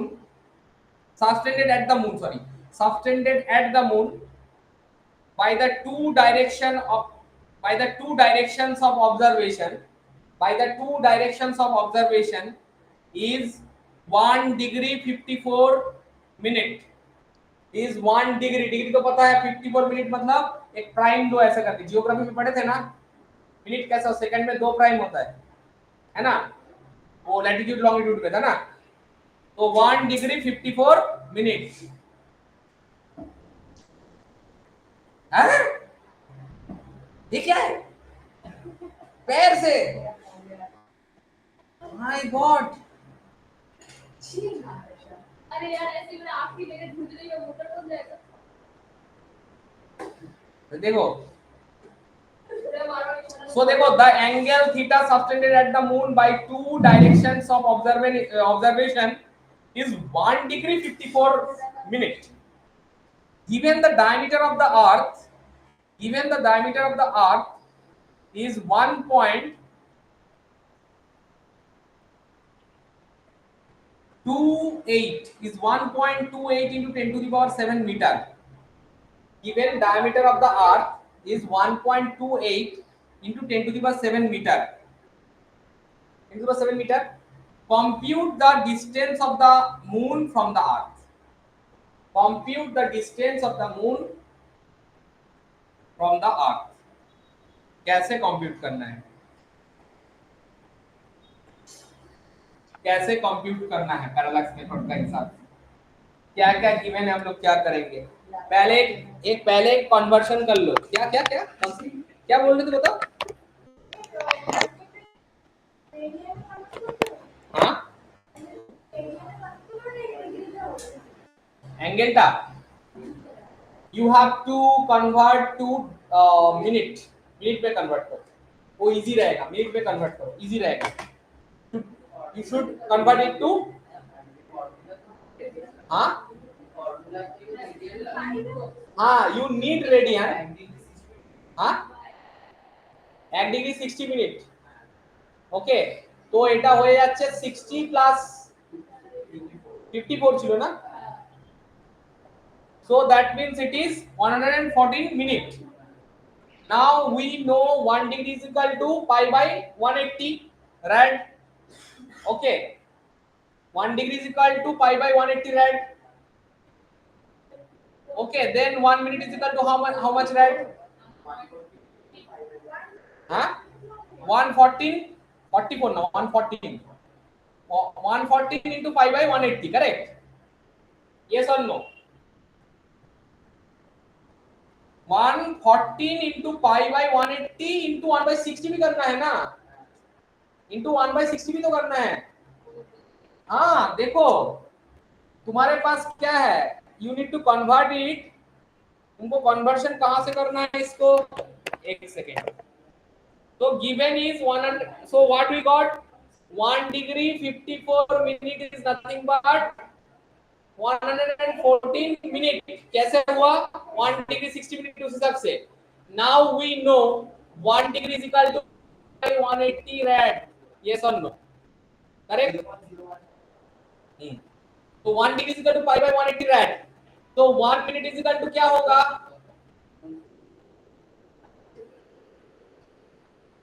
कैसे करोगे? तो 1 degree जो था, और डिग्री को हम लोग क्या करेंगे, 1 डिग्री 54. दादा बोल भी तो सुनो, 1 डिग्री बोल गए. हाँ, 1 degree 54 minute. 1 degree 54 minute is 1 degree is equal to 60 minute होता है. तो इस डिग्री को 60 मिनट किया, इस 60 के साथ 54 को ऐड किया, क्योंकि दोनों मिनट 1 मिनट है. तो कितना बन गया, 114 मिनट हो गया. Now the thing is that कि हमें रेडियन में कन्वर्ट करना है. हमारा नोन, हाँ, always it should be radian. तो I know 1 degree is equal to pi by 180 rad. Radian होता है क्योंकि 180 degree is equal to pi radian है, था ना, मैथ में था 180 is equal to pi radian class 9 में. जानो तो आगे चलो ना. 180 degree is equal to pi rad होता है, मतलब एक डिग्री से रेडियन में कन्वर्शन होता है. 180 degree is equal to pi rad. तो 1 डिग्री क्या हुआ, यूनिट में था pi by 180. 180 degree is equal to 180 degree is equal to pi radian. तो therefore 1 degree is equal to pi by 180 radian. अभी 1 मिनट इज इक्वल टू, क्योंकि minute को अगर मैं वो डिग्री के हिसाब से करूंगा, जैसे डिग्री को मिनट में कर रहा हूं, मल्टीप्लाई कर रहे थे, तो मिनट को तो डिवाइड करेंगे. तो 1 डिग्री पाई बाई 180 रेडियन हो गया. तो 1 मिनट कितना होगा, पाई बाई 180 इंटू 60, है ना.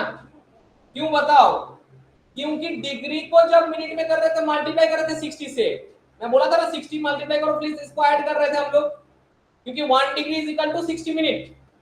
लेकिन अभी हम लोग 1 degree is equal to pi by 180 radian कर दिया. तो 1 मिनट इज इक्वल टू कितना होगा, पाई बाई 180 तो राइट तो था, लेकिन मिनट से अगर डिग्री में आएंगे उल्टा कर रहे हैं, मतलब डिवाइड करना पड़ेगा. जैसे बड़ा से छोटा में आते मल्टीप्लाई करते, छोटा से बड़ा की तरफ जाता है तो डिवाइड करते.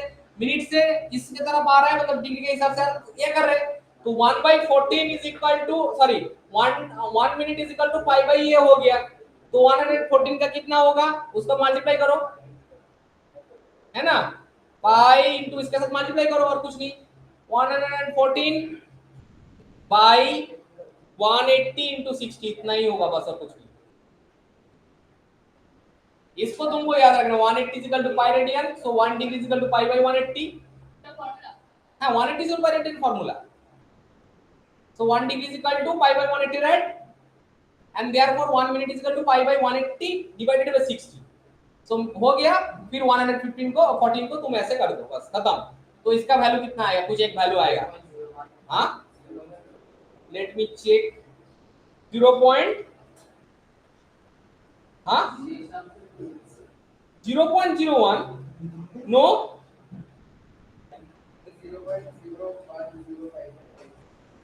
0.0505. when you are doing this thing, हाँ, है না, পাইটাকে পাইর আমি রাখো পাই বাই 180 এটা রেডে কনভার্ট করলে তো 1.72 হ্যাঁ কত আসছে বল বল আরে বল 0.0 না তোরা ইয়েতে পাই বাই 180 তোদের ক্যালকুলেটর কাগজ আছে আরে ওটা তো ফোনের calculator that is not authentic না নো নেভার কত আসছে পাই বাই 180 কত আসছে আগে বলো হোয়াট ইজ পাই বাই 180 এটা রাইটে কত আসছে পাই ডিভাইডেড বাই 180 কোন না এমনি নরমাল মোবাইলই করো পাই ডিভাইডেড বাই 180 কত আসছে হ্যাঁ হোয়াট ইজ দ্য ভ্যালু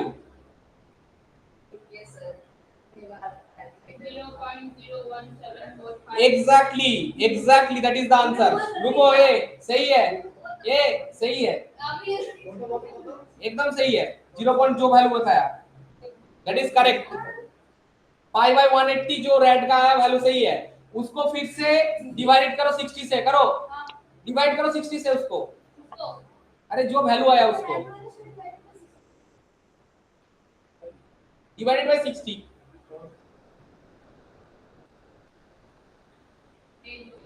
ठीक है जो भी आया उसको मल्टीप्लाई करो 114 के साथ उसको मल्टीप्लाई करो 114 के साथ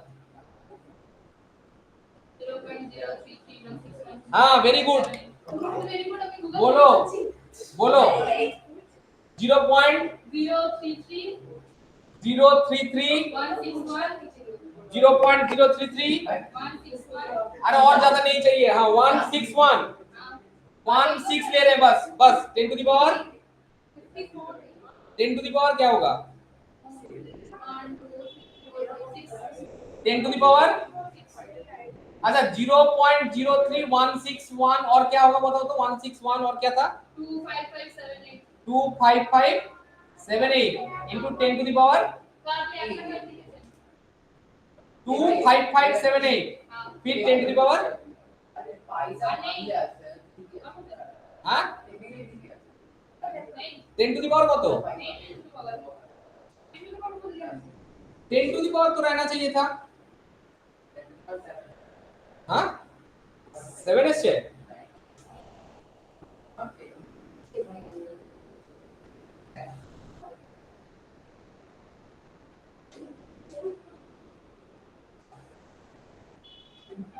टेन टू द पावर क्या होगा बताओ कुछ तो होना चाहिए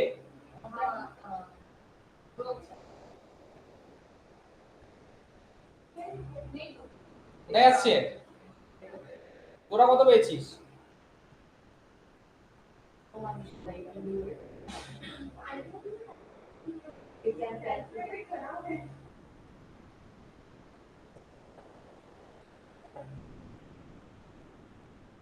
टेन टू द पावर -9 आना चाहिए तो हाँ आया तो 10 टू द पावर -7 आएगा 10 to the power -7 so 3.32 into 10 to the power -2 इतना so 3.32 into 10 to the power -2 इतना क्या होगा इतना radian this much radian 3.32 into 10 to the power -2 radian होगा ना क्यों नहीं आ रहा है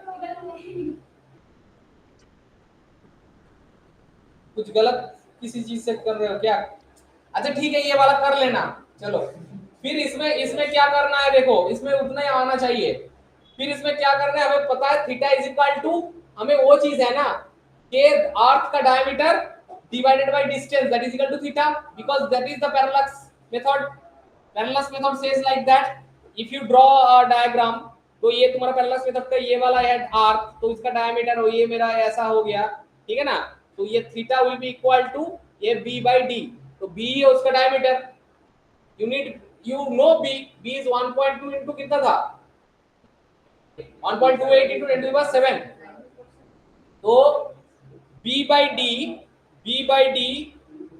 b था 1.28 into 10 to the power 7 by d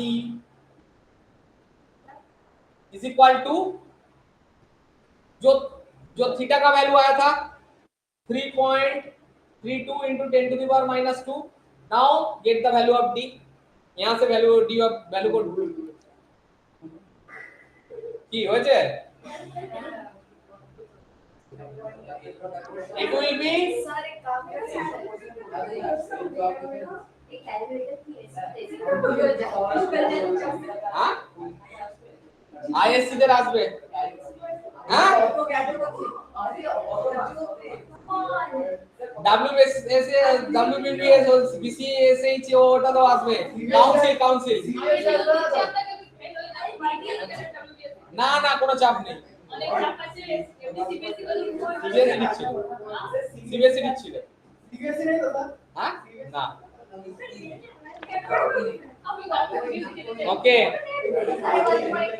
अच्छा सो यू गेट इट। देखो अभी तो कर लो d का वैल्यू क्या होगा 1.28 into 10 to the power 7 divided by 3.32 into 10 to the minus 2 एक और হয়ে গেছে মানে এই সব এটা সামথিং আছে এটা আচ্ছা বুঝেছি তুই তো বহুত ক্যালকুলেটর ইউজ করতে ইউজ তো সার্টিফিকেট ইউজ করতে अभी की है হ্যাঁ आई थिंक কোথায় পড়লে হচ্ছে জানিস তো ইন ক্যালকুলেটর আইএসসি তে বলছি তুমি convert to radian mode degree মোডে করবি রেড মোড অন করবি এরা রেড মোডে বলছে না what they are doing red mode হচ্ছে না सर हां लैपटॉप दीजिए ना, फोन काम नहीं कर रहा। क्या करोगे नेट क्या अरे आई लव यू भाई। अरे सुनो तुम लोगों का जो प्रॉब्लम हो रहा है तुम लोगों का जो कैलकुलेटर में है ना सब डिग्री मोड में है रेडियन मोड तो तुम कन्वर्ट नहीं किया इसलिए ये सब गलती हो रहा है ठीक है चैट जीपीटी का तुम बोल रहे हो ना चैट मैं क्या बताया था सुनो चैट जीपीटी में क्या बताया था चैट जीपीटी मशीन लर्निंग से होता है ये ध्यान में रखो और हम लोग क्या करते हैं चैट जीपीटी कौन इनपुट से चलता है ह्यूमन इनपुट से और तुमको बोल रहा हूं मैं उस दिन जो दिखा रहा था जेई मेंस का क्वेश्चन जिसमें 54% सही किया 42% गलत किया उसका मतलब क्या है गलत ज्यादा फीड होगा और टफ क्वेश्चन है गलत ज्यादा फीड होगा तो उसका चैट जीपीटी का इतना दिमाग नहीं है कि वो गलत या सही देखेगा वो देखेगा आंसर का इनपुट जो ज्यादा तो गलत लोग ज्यादा करता है तो ज्यादा इनपुट जिसका होगा वही तुमको दिखा के दे देगा हाँ इसीलिए तुमको नहीं कभी हाँ बता देगी 3.8 into 8 दे दे हमें देखनी चाहिए हाँ correct 3.8 into 8 3.8 into 10 to the 8 meter 3.84 actually 10 to the 8 meter কেন হয়ে গেছে total this is the answer 3.8 into 10 to the power 84 sorry 3.84 into 10 to the power 8 meter that is the answer 3.84 into 10 to the power 8 meter is the answer for this correct okay ঠিক আছে so we have studied this part also okay কি হয়েছে अब हम लोग थोड़ा सा दूसरा चीज देखेंगे अभी तो पढ़ाई का हो गया थोड़ा सा सोचेंगे चीज कुछ नया चीज सीखेंगे ठीक है क्या क्या नया चीज सीखेंगे थोड़ा सा मैं बताया था physics is inspired by the nature only गर्मी का टाइम है गर्मी का टाइम में हम लोग जो वो है मतलब वाटरमेलन खाते हैं वाटरमेलन नॉर्मल फ्रूट जो है फ्रूट तो तुम लोग अगर देखोगे कि जो दुकान से खरीद के लेके आता है तो वो लोग लाल है का कुछ दिखाने के लिए एक पोर्शन काट के देता है तो लेकिन वो ऐसा स्क्वायर कर दिया लेकिन अगर वो सर्कल करके उस पोर्शन से अगर वाटरमेलन अगर स्फीयर है वो ऐसा सर्कल करके करेगा और अंदर वाला वैसा ही रहेगा मतलब वो कोन टाइप का बनेगा मतलब if this is your watermelon में थोड़ा सा ऐसा ही दे रहा हूं ठीक है फिर इसका अगर ऐसा करके एक सरफेस में ऐसा कर सर्कल बना दिया जाए now if I am taking a part which is directly from subtended from the centre of it वो निकल के आएगा, कौन टाइप का रहेगा, उसको हम लोग बोलेंगे सॉलिड एंगल। क्या बोलेंगे, सॉलिड एंगल। तो सॉलिड एंगल का कॉन्सेप्ट समझना है तो ऐसा मत सोचो, सब हर कोई सोचता रहता है सॉलिड एंगल क्या है, एंगल का भी सॉलिड कैसे बन जाता है, क्या कहां से,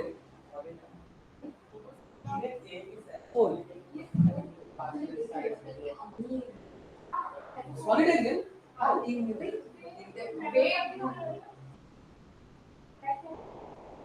is not solid angle. Solid angle has to be you have something. Then उसके जो तुमको वो चीज चाहिए होगा ना, मतलब वो स्फेरिकली होना चाहिए। मतलब अगर ये सर्कल में काटूंगा इधर तो उसमें तुम कौन एजेस कहां से मिल रहा है, एजेस तो नहीं मिलेगा ना, तुम कैसे इसको दिखा रहे थे, एजेस नहीं होगा, वो ऐसा ही जैसे मतलब वो आएगा कौन टाइप का आएगा, हर तरफ गोल ही होना चाहिए। मतलब ये देखो सर्कल सर्कल ही बनता है, होता जाएगा ना ये चीज, ये सर्कल ही होता जाएगा ना, अंदर वो जीरो हो जाएगा। तो ये जो एंगल है जिसको हम लोग इसी साइन से डिनोट करते हैं, ये वाला साइन, इसको क्या बोलते हैं, हाँ, तो ये साइन से हम लोग इसको डिनोट करते हैं, ठीक है। ओम सुनने में कुछ अलग रखता है तो इसको मैं ओमेगा भी बोल सकता हूँ, ठीक है। तो ये सिंबल से हम लोग सॉलिड एंगल को डिफाइन करते हैं। तो सॉलिड एंगल अगर देखना है तो वो दिखने में थोड़ा उसी टाइप का लगेगा, थोड़ा सा वो टाइप का, लेकिन वो जो बता रहा था वैसे एजेस वाला नहीं होगा, एजेस वाला सॉलिड एंगल नहीं होगा। तुमको वो पूरा it should be a cone with circular base, cone होगा, पिरामिड नहीं। वो पिरामिड सोच रहा था इसलिए वो एजेस बता रहा था, पिरामिड का एजेस होगा। तुम अगर देखोगे उसका सॉलिड एंगल को अगर बनाओगे, ऐसा सॉलिड एंगल अगर अलग से मैं ड्रॉ करूंगा इस टाइप का होगा, तो इसमें ऐसा ऐसा ऐसा ऐसा रहेगा, ओके। तो इसमें अगर मैं देखना चाहूंगा कि सॉलिड एंगल का वैल्यू कितना होता है, कैसे देखूंगा उसको, तो इफ दिस इज योर, इसमें जो ये चीज है this is the area of it, इस पोर्शन, ये एरिया है और इसका रेडियस है किधर आर, ठीक है। तो एरिया सर्कुलर है, सर्कुलर एरिया का क्या होगा बताओ, सर्कुलर एरिया का ये क्या होगा, मतलब पाई आर स्क्वायर होगा, हम लोग पाई आर स्क्वायर बोलेंगे, करेक्ट। और उसका अगर रेडियस हम लोग स्मॉल आर पकड़ लिए तो what will be the value of solid angle, it will be that area divided by R square. कैसे आर स्क्वायर, ये आर दोनों को कंसीडर करना पड़ेगा, जबकि जो हमारा नॉर्मल जाना पहचाना सा भोला भाला सा जो एंगल है, ठीक है, जो नॉर्मल वाला 2D वाला एंगल जो लेके तुम लोग इतना मेहनत कर रहे थे, जो ऐसे बनता है ना थीटा, जो जिसको हम लोग बोलते हैं, जो ये इसमें बनता है, ये ऐसे अगर ये सेंटर में ऐसे करके लिखेंगे तो ये वाला जो बनता है थीटा, हाँ, तो इससे तो बोला ही है ना इसके।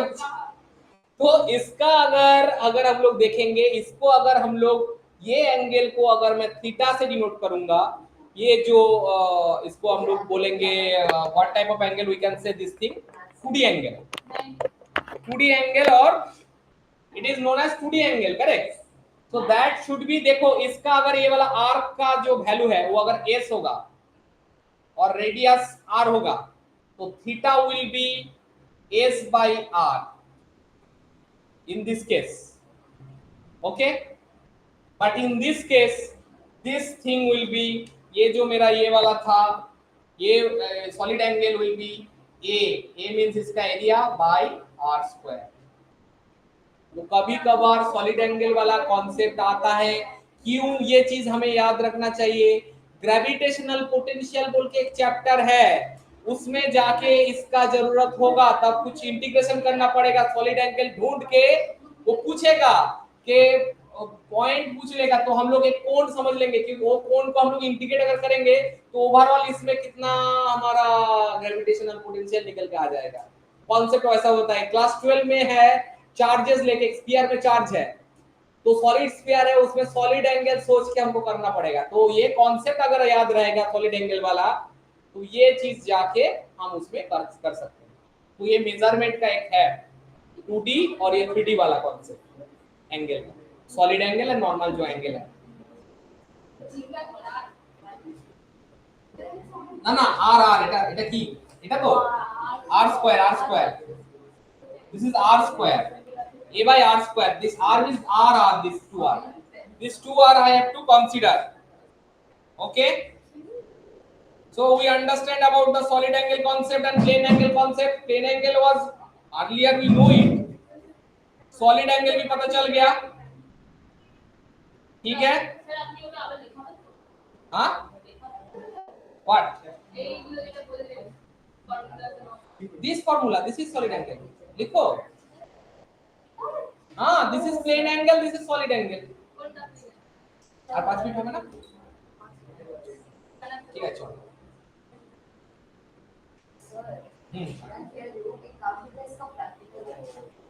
तरबूज नहीं सर, तरबूज नहीं, चुप रहे.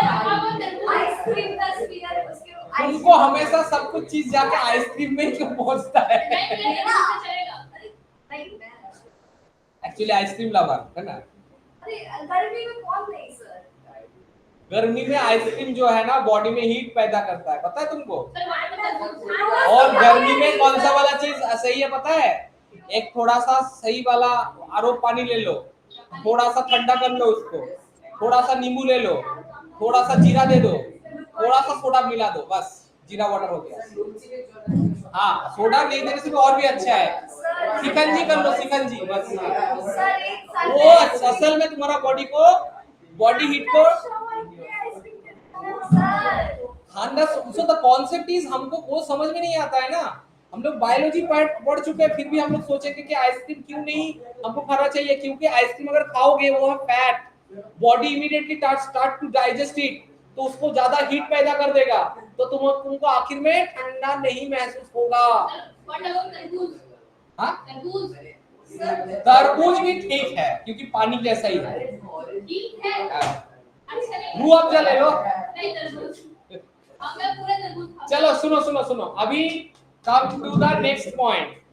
अभी हम लोग देखेंगे, ये तो ये वाला चीज हो गया. अभी हम लोग देखेंगे जैसे मेजरमेंट कर रहे थे ना, उसमें दो टर्म आता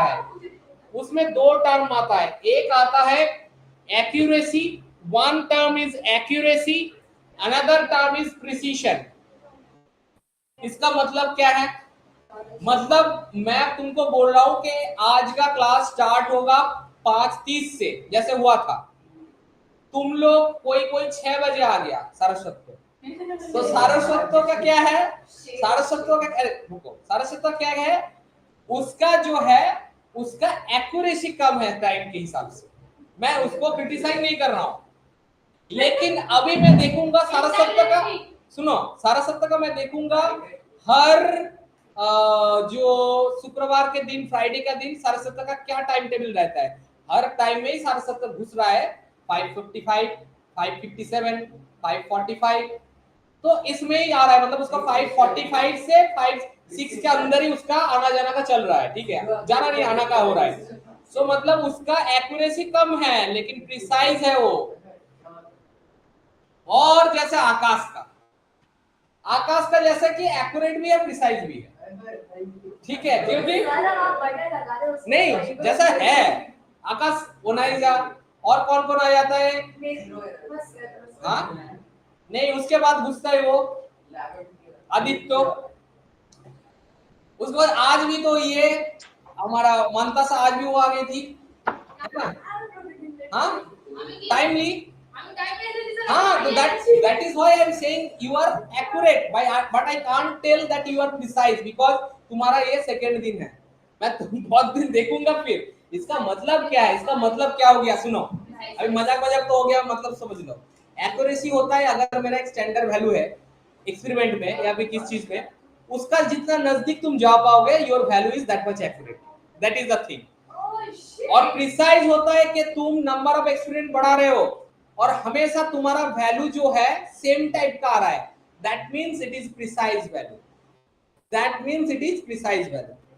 तो तुमको सब ये पता है, बुलसाई तो पता है ना? कौन बुलसाई को हिट किए?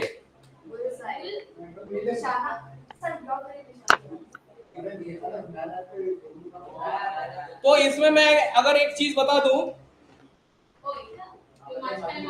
इसमें मैं बहुत कुछ चीज दिखा रहा हूं.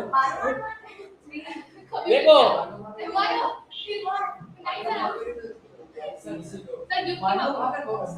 देखो पहला जो है this thing is Aakash, accurate and precise, correct. Okay, this thing is actually Aditya, near to accurate but not precise. Aditya को भी टाइम का वेरिएशन रहता है। लेकिन अगर मैं ये सारा सत्य का बात बोलूंगा तो इसका ऐसा है, इसका क्या है, ये देखो 30 मिनट चला गया तो 30 मिनट के बगल में उसका एंट्री हो जाता है। लेकिन एक डिस्क्लेमर है, ये फ्राइडे वाला टाइम टेबल है, फ्राइडे वाला है। वो बताया था उसका कुछ स्कूल से ऐसे ऐसे है ना। आज छुट्टी था, अरे फिर भी सुनो, आज छुट्टी था लेकिन लड़का को फिजिक्स पसंद है। आफ्टर प्रिसीजन मेथड के लिए आज भी आया उसका एक, बहुत बढ़िया बात है। सर मिटा दो से वोट के यहाँ बनाइए। नेक्स्ट सर आप फ्राइडे की बात कर रहे हैं, मतलब मंथली जल्दी आई हूँ, ये गलत बात है आप आयशा। तो बुल साई का अंदर भी और क्या पॉइंट होगा कि मैं उसमें दिखाऊं?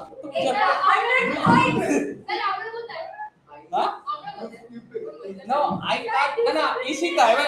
Now coming to Ishita, not you because you are too, 2 दिन हुआ है और 2-3 दिन होगा प्रिसीजन पता चलेगा। तुम्हारा अभी एक्यूरेसी आ रहा है, ठीक है। अभी for Ishita, so Ishita I am drawing like this. Okay, तो इशिता का टाइम, बुल साई का बहुत सारा टाइम होता है, ठीक है। तो इसमें क्या है, इशिता का जो है, इशिता का क्या है, इशिता का अभी मैं अगर वो वाला टाइम ले लूंगा वेडनेसडे वाला, तो वेडनेसडे वाला अगर ये टाइम होता है तो इसमें उसका एंट्री हो जाता है, ठीक है। फिर ऐसा हो जाता है, क्यों फिर ऐसा होता है? हाँ, तो इसको हम लोग एरर बोलेंगे, इसको आता है एरर, ठीक है। इसका किस टाइप का एरर है? ह्यूमन एरर है। भूख लग गया था, थोड़ा खाना ले गया था, बस ह्यूमन एरर है। पता चल रहा है चीज। तो देखो एक्यूरेसी हम लोग बोलेंगे एक वैल्यू रहेगा, उसका नजदीक जितना रहेगा, डेफिनेशन मेरा नोट में है, पढ़ लेना, रट लेना वो चीज, उसका मतलब वही है, एक्यूरेसी उसका है। प्रिसिशन मतलब नंबर ऑफ एक्सपेरिमेंट करेंगे, रिपीटेशन वेरिएशन ज्यादा नहीं होगा, that is precise. Okay, now accuracy precision पता चल गया, then we have to come a point that is known as error. Error क्या होता है? What do you mean by error? है जीरो एरर पड़े। What is error? हमको अगर नॉर्मली एरर के बारे में पता है तो हमें पता है कि हमें जितना चाहिए था वैल्यू, नॉर्मल लाइफ में मत सोचो, नॉर्मल जो एक्सपेरिमेंट में सोचो, जितना वैल्यू चाहिए, जी का वैल्यू 9.81 है, हमारा वैल्यू अगर उससे कम आ रहा है वो भी एरर, ज्यादा आ रहा है वो भी एरर। एरर मतलब नॉर्मल स्टैंडर्ड डिजायर्ड वैल्यू से जितना डेविएशन है, then that is known as error. That is known as error. So there are 3 types of error generally. और भी टाइप्स है, absolute error, absolute error, okay, relative error, and then percentage error. Percentage error, तीनों error है, उससे वो छोड़ के भी बहुत सारा कारण है एरर का, लेकिन absolute, relative and percentage error. Absolute error मतलब वो थोड़ा सा निकलना, थोड़ा सा एक प्रॉब्लम उसका करेंगे, वो उसी के ही तीनों है, मतलब उससे तीनों हो जाएगा, उससे पता चल जाएगा व्हाट इज एक्चुअली व्हाट। तो हम लोग एक उसका जनरल डेरिवेशन देखेंगे, कैसे टाइप का वो एरर होता है, absolute, relative and percentage. Okay, हाँ, Okay, sir. How is the जोश? अभी सोचते रहोगा जोश का क्या होगा। देखो जोश कम नहीं होना चाहिए, होश भले ही चला जाए। कॉफी, आइसक्रीम, अरे छोड़ो, अभी हम लोग सुनो,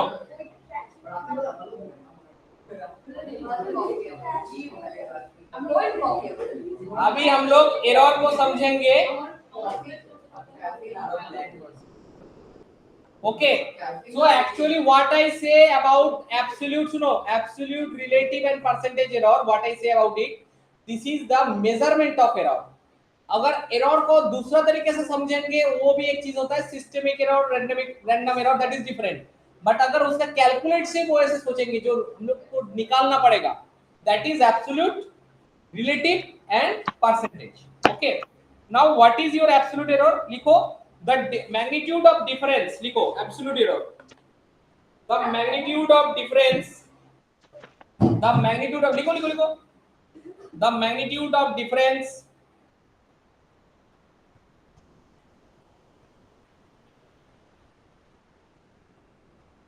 the magnitude of difference between the individual measurement, between the individual measurement, between the individual measurement and the true value of the quantity, and the true value of the quantity, and the true value of the quantity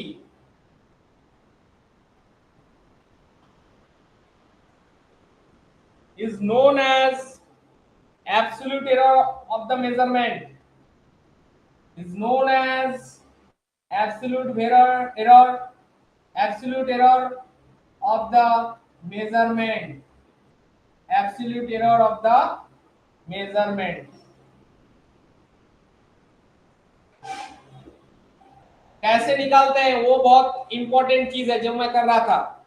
देखो पहले मान लो कुछ values है measurement का, मैं जरूर एक experiment कर रहे हो जिसको हम लोग A1 A2 A3 करके AN तक ले रहे हैं. ठीक है, A1 A2 up to AN. पहले हमको क्या करना है, उस मेजरमेंट का मीन निकालना है. ये मीन क्या करेंगे, हर एक मेजरमेंट को ऐड करेंगे, डिवाइडेड बाय कितना बार किया है, नहीं नहीं कितना बार, ये मीन टाइप का है जो, सुनो, तो जितना वैल्यू है ऐड करेंगे और जितना बार किया उससे डिवाइड करेंगे तो क्या हो जाएगा, मीन वैल्यू निकल के आ जाएगा, है ना. we'll get the mean value by that way. Okay, उसके बाद क्या करना है, देखो बहुत इंपॉर्टेंट है. ए मीन हो गया, फिर what I need to get, I need to get delta A1. Delta A1 क्या है, डिफरेंस क्या है, ए मीन A1 से ए मीन को माइनस करेंगे. डेल्टा A2 क्या है, A2 से ए मीन को माइनस किए. डेल्टा A3 क्या होगा, A3 से ए मीन को ही माइनस कर रहे हैं. और डेल्टा n क्या होगा, लास्ट वाला n से ए मीन को माइनस कर रहे हैं. हो गया, ये सेकंड, मतलब ये पहला स्टेप, ये स्टेप 2, दिस इज स्टेप 2. तो दिस इज योर स्टेप 2, ये 2 और ये पहला वाला स्टेप है. ये दो स्टेप हो गया इसका कैलकुलेशन का. लिख लो जल्दी से, फिर थर्ड स्टेप लिखूंगा, जल्दी से लिख लो इसका, फिर थर्ड स्टेप लिखूंगा.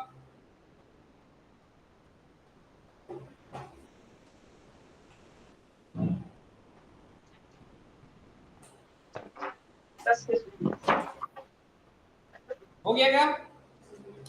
अभी हमको ना ये जो डेल्टा का डेल्टा ए मीन निकालना है. तो डेल्टा ए मीन कहां से होगा, देखो जो अरे delta A1 delta A2 delta A3 delta n कर रहे थे ना, उसको अभी करेंगे. ठीक है ना, तो हमें क्या चाहिए अभी, we need delta A mean. ऐसे मॉड क्यों दे रहे हैं, हमेशा देखा जाता है नेगेटिव में वैल्यू आता है, तो we need to get the positive of it. Modulus ले रहे हैं क्योंकि नेगेटिव नहीं लेंगे, अगर माइनस में आ रहा है सिर्फ प्लस ही लेना है, इसीलिए ये मॉड दिखाए. ठीक है, हाँ এটা হচ্ছে delta A mean. Delta A mean is nothing but delta A1 plus delta A2. हाँ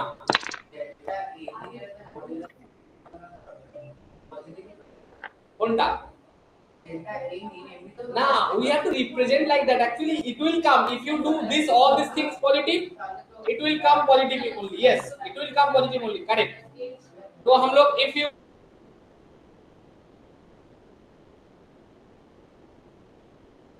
if I do this A3 plus data n by n, number of reading what we are taking, उससे हमको divide करना है। सो this is the third step, this is the third step of calculation. तो first second हो गया, फिर third ये हो गया। ये हो जाने के बाद हमारे पास और ज्यादा कुछ नहीं रहता है। हम क्या करेंगे, एरर इज इक्वल टू जो ए मीन था, ए मीन पहले लिखेंगे, ए मीन जो पहले निकाले थे, plus minus delta A mean. जो तुम्हारा ए मीन आया था उसको पहले लिखो, फिर प्लस माइनस करो, फिर ये जो डेल्टा ए मीन आया इसको लिखो। बताओ, this is the, so you got that A mean earlier, पहले वो लिखो, absolute error is equal to error A mean का जो हो गया, फिर ये प्लस माइनस लिखो, फिर ये जो डेल्टा ए मीन निकाला ना ये लिखो, ये हो गया absolute error. This is the absolute error, this is exactly the absolute error. Now write down the relative error. ये absolute error हो गया, now write down the relative error. आज एरर ही सिर्फ खत्म करेंगे, रिलेटिव में परसेंटेज करके खत्म, और कुछ नहीं। रिलेटिव का कुछ नहीं है, एक स्टेप का है, एब्सोल्यूट ही ज्यादा स्टेप का था। ठीक है, लिखो the relative error is the ratio of the relative error. मंदसा, the relative error is the ratio of the mean absolute error, that is the relative error is the ratio of the mean absolute error delta a mean absolute error delta a mean to the mean value, mean absolute error, that is delta a mean to the mean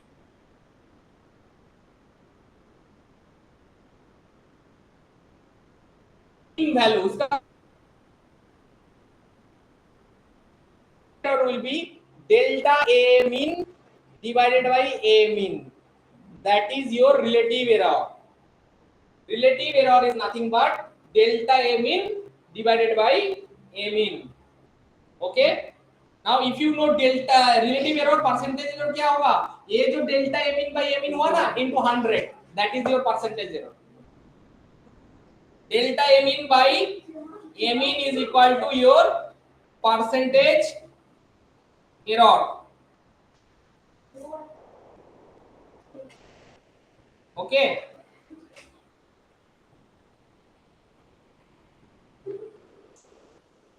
correct. Now we will see कि normal जो मैं measuring में error को ऐसे divide किया था, normal में बताया था एरर एक्चुअली क्या होता है, systematic error and random error. Errors can be systematic and random. Okay, तो सिस्टमैटिक एरर का डेफिनेशन लिख लो.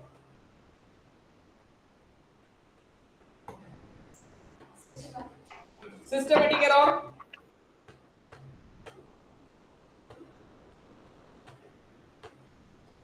so the error which tends to be in one direction, either positive or negative.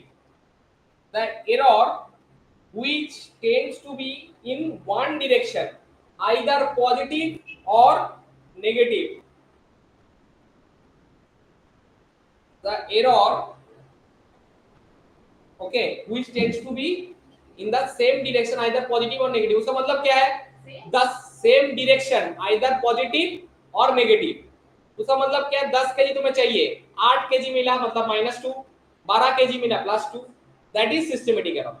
तो systematic error किससे होता है, systematic error कैसे आता है, किसी चीज में सिस्टमैटिक एरर कैसे आ जाएगा, it can B, systematic error कैसे होता है, इंस्ट्रूमेंट एरर से होता है, इंस्ट्रूमेंट का एरर है उससे हो सकता है सिस्टमैटिक एरर, या फिर जो रीडिंग ले रहे हैं रीडिंग टेक्निक का एरर, मतलब जो मेजरिंग टेक्निक का एरर, उसको हम लोग टेक्निकल एरर बोलेंगे, टेक्निकल एरर, या फिर लास्ट वाला ह्यूमन एरर, पर्सनल एरर और ह्यूमन एरर, मतलब एरर बाय कौन, उनाइजा, पर्सनल एरर. ठीक है, एक्यूरेसी के टाइम में किसका आया? मैं नहीं भूली उसका नाम। चलो ठीक है, नेक्स्ट जो चीज है that is random error. Random error मतलब रैंडमली जो होता है। कैसे? हमें पता नहीं था, जैसे मान लो पेंडुलम का टाइम पीरियड का फॉर्मूला को हम लोग डिराइव कर रहे थे। क्या करते हैं, बॉब को मतलब एक पोजीशन से एक थ्रेड से एक बॉब को हम लोग सस्पेंड करते हैं। After that we have to watch कि एक स्विंग में उसका कितना टाइम लगा, फिर ऐसे करके एवरेज करके करते हैं ना उसका।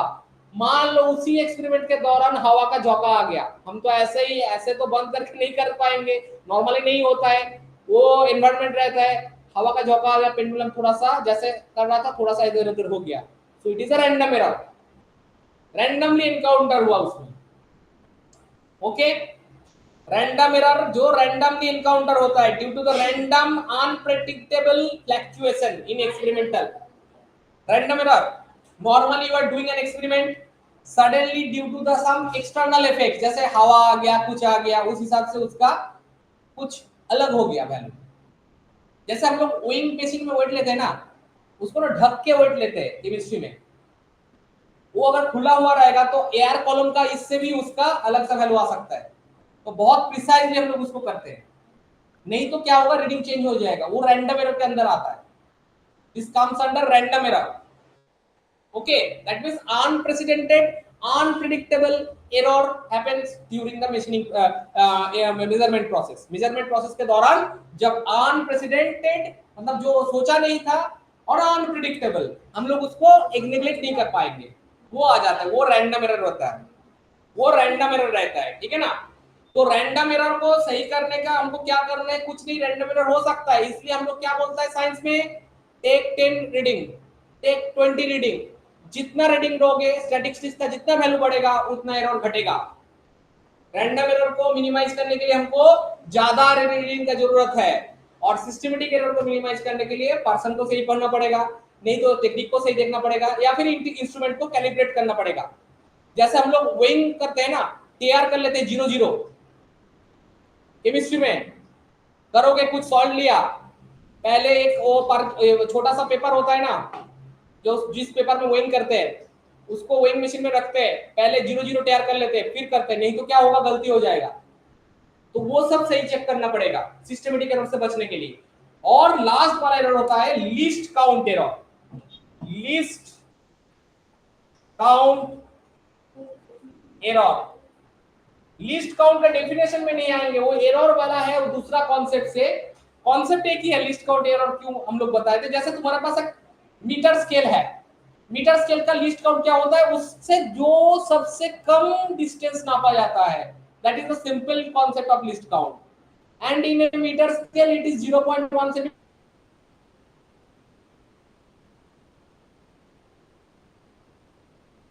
1 मिलीमीटर, करेक्ट। अभी एक चीज आ गया, मीटर स्केल कर रहे हो, सबसे छोटा डेविएशन है, उसमें नहीं आया, मतलब ना कि वो आया 6.7 में, ना कि वो आया 6.8 में, दोनों के बीच आ गया, तो तुम क्या लेते हो, 6.75 ले लेते हो। लेकिन वो कैसे होता है, तो आई से देख के लेते हो, ऐसा भी तो हो सकता है वो 6.75 नहीं, वो 7 की तरफ ही है, it can be 6.22 as a 722, it can be 6.733, but वो हम लोग ले लेते हैं क्योंकि ये दोनों के बीच 1 mm का ये गैप है, और जो कि उसका लिस्ट काउंट है सबसे कम, तो उसका दौरान जो एरर होता है that is known as least count error. ठीक है, नोट में डिटेल्ड है, मेरा एक पीपीटी वाला वीडियो भी आज शेयर कर दूंगा, मेरे पास है, वो भी देख लेना, याद हो जाएगा। ठीक है, और अगर इस क्लास से कुछ चीज दिमाग से कभी भी एरर होके छूट गया है, इवापोरेट हो गया है, क्लास रिकॉर्डेड हो गया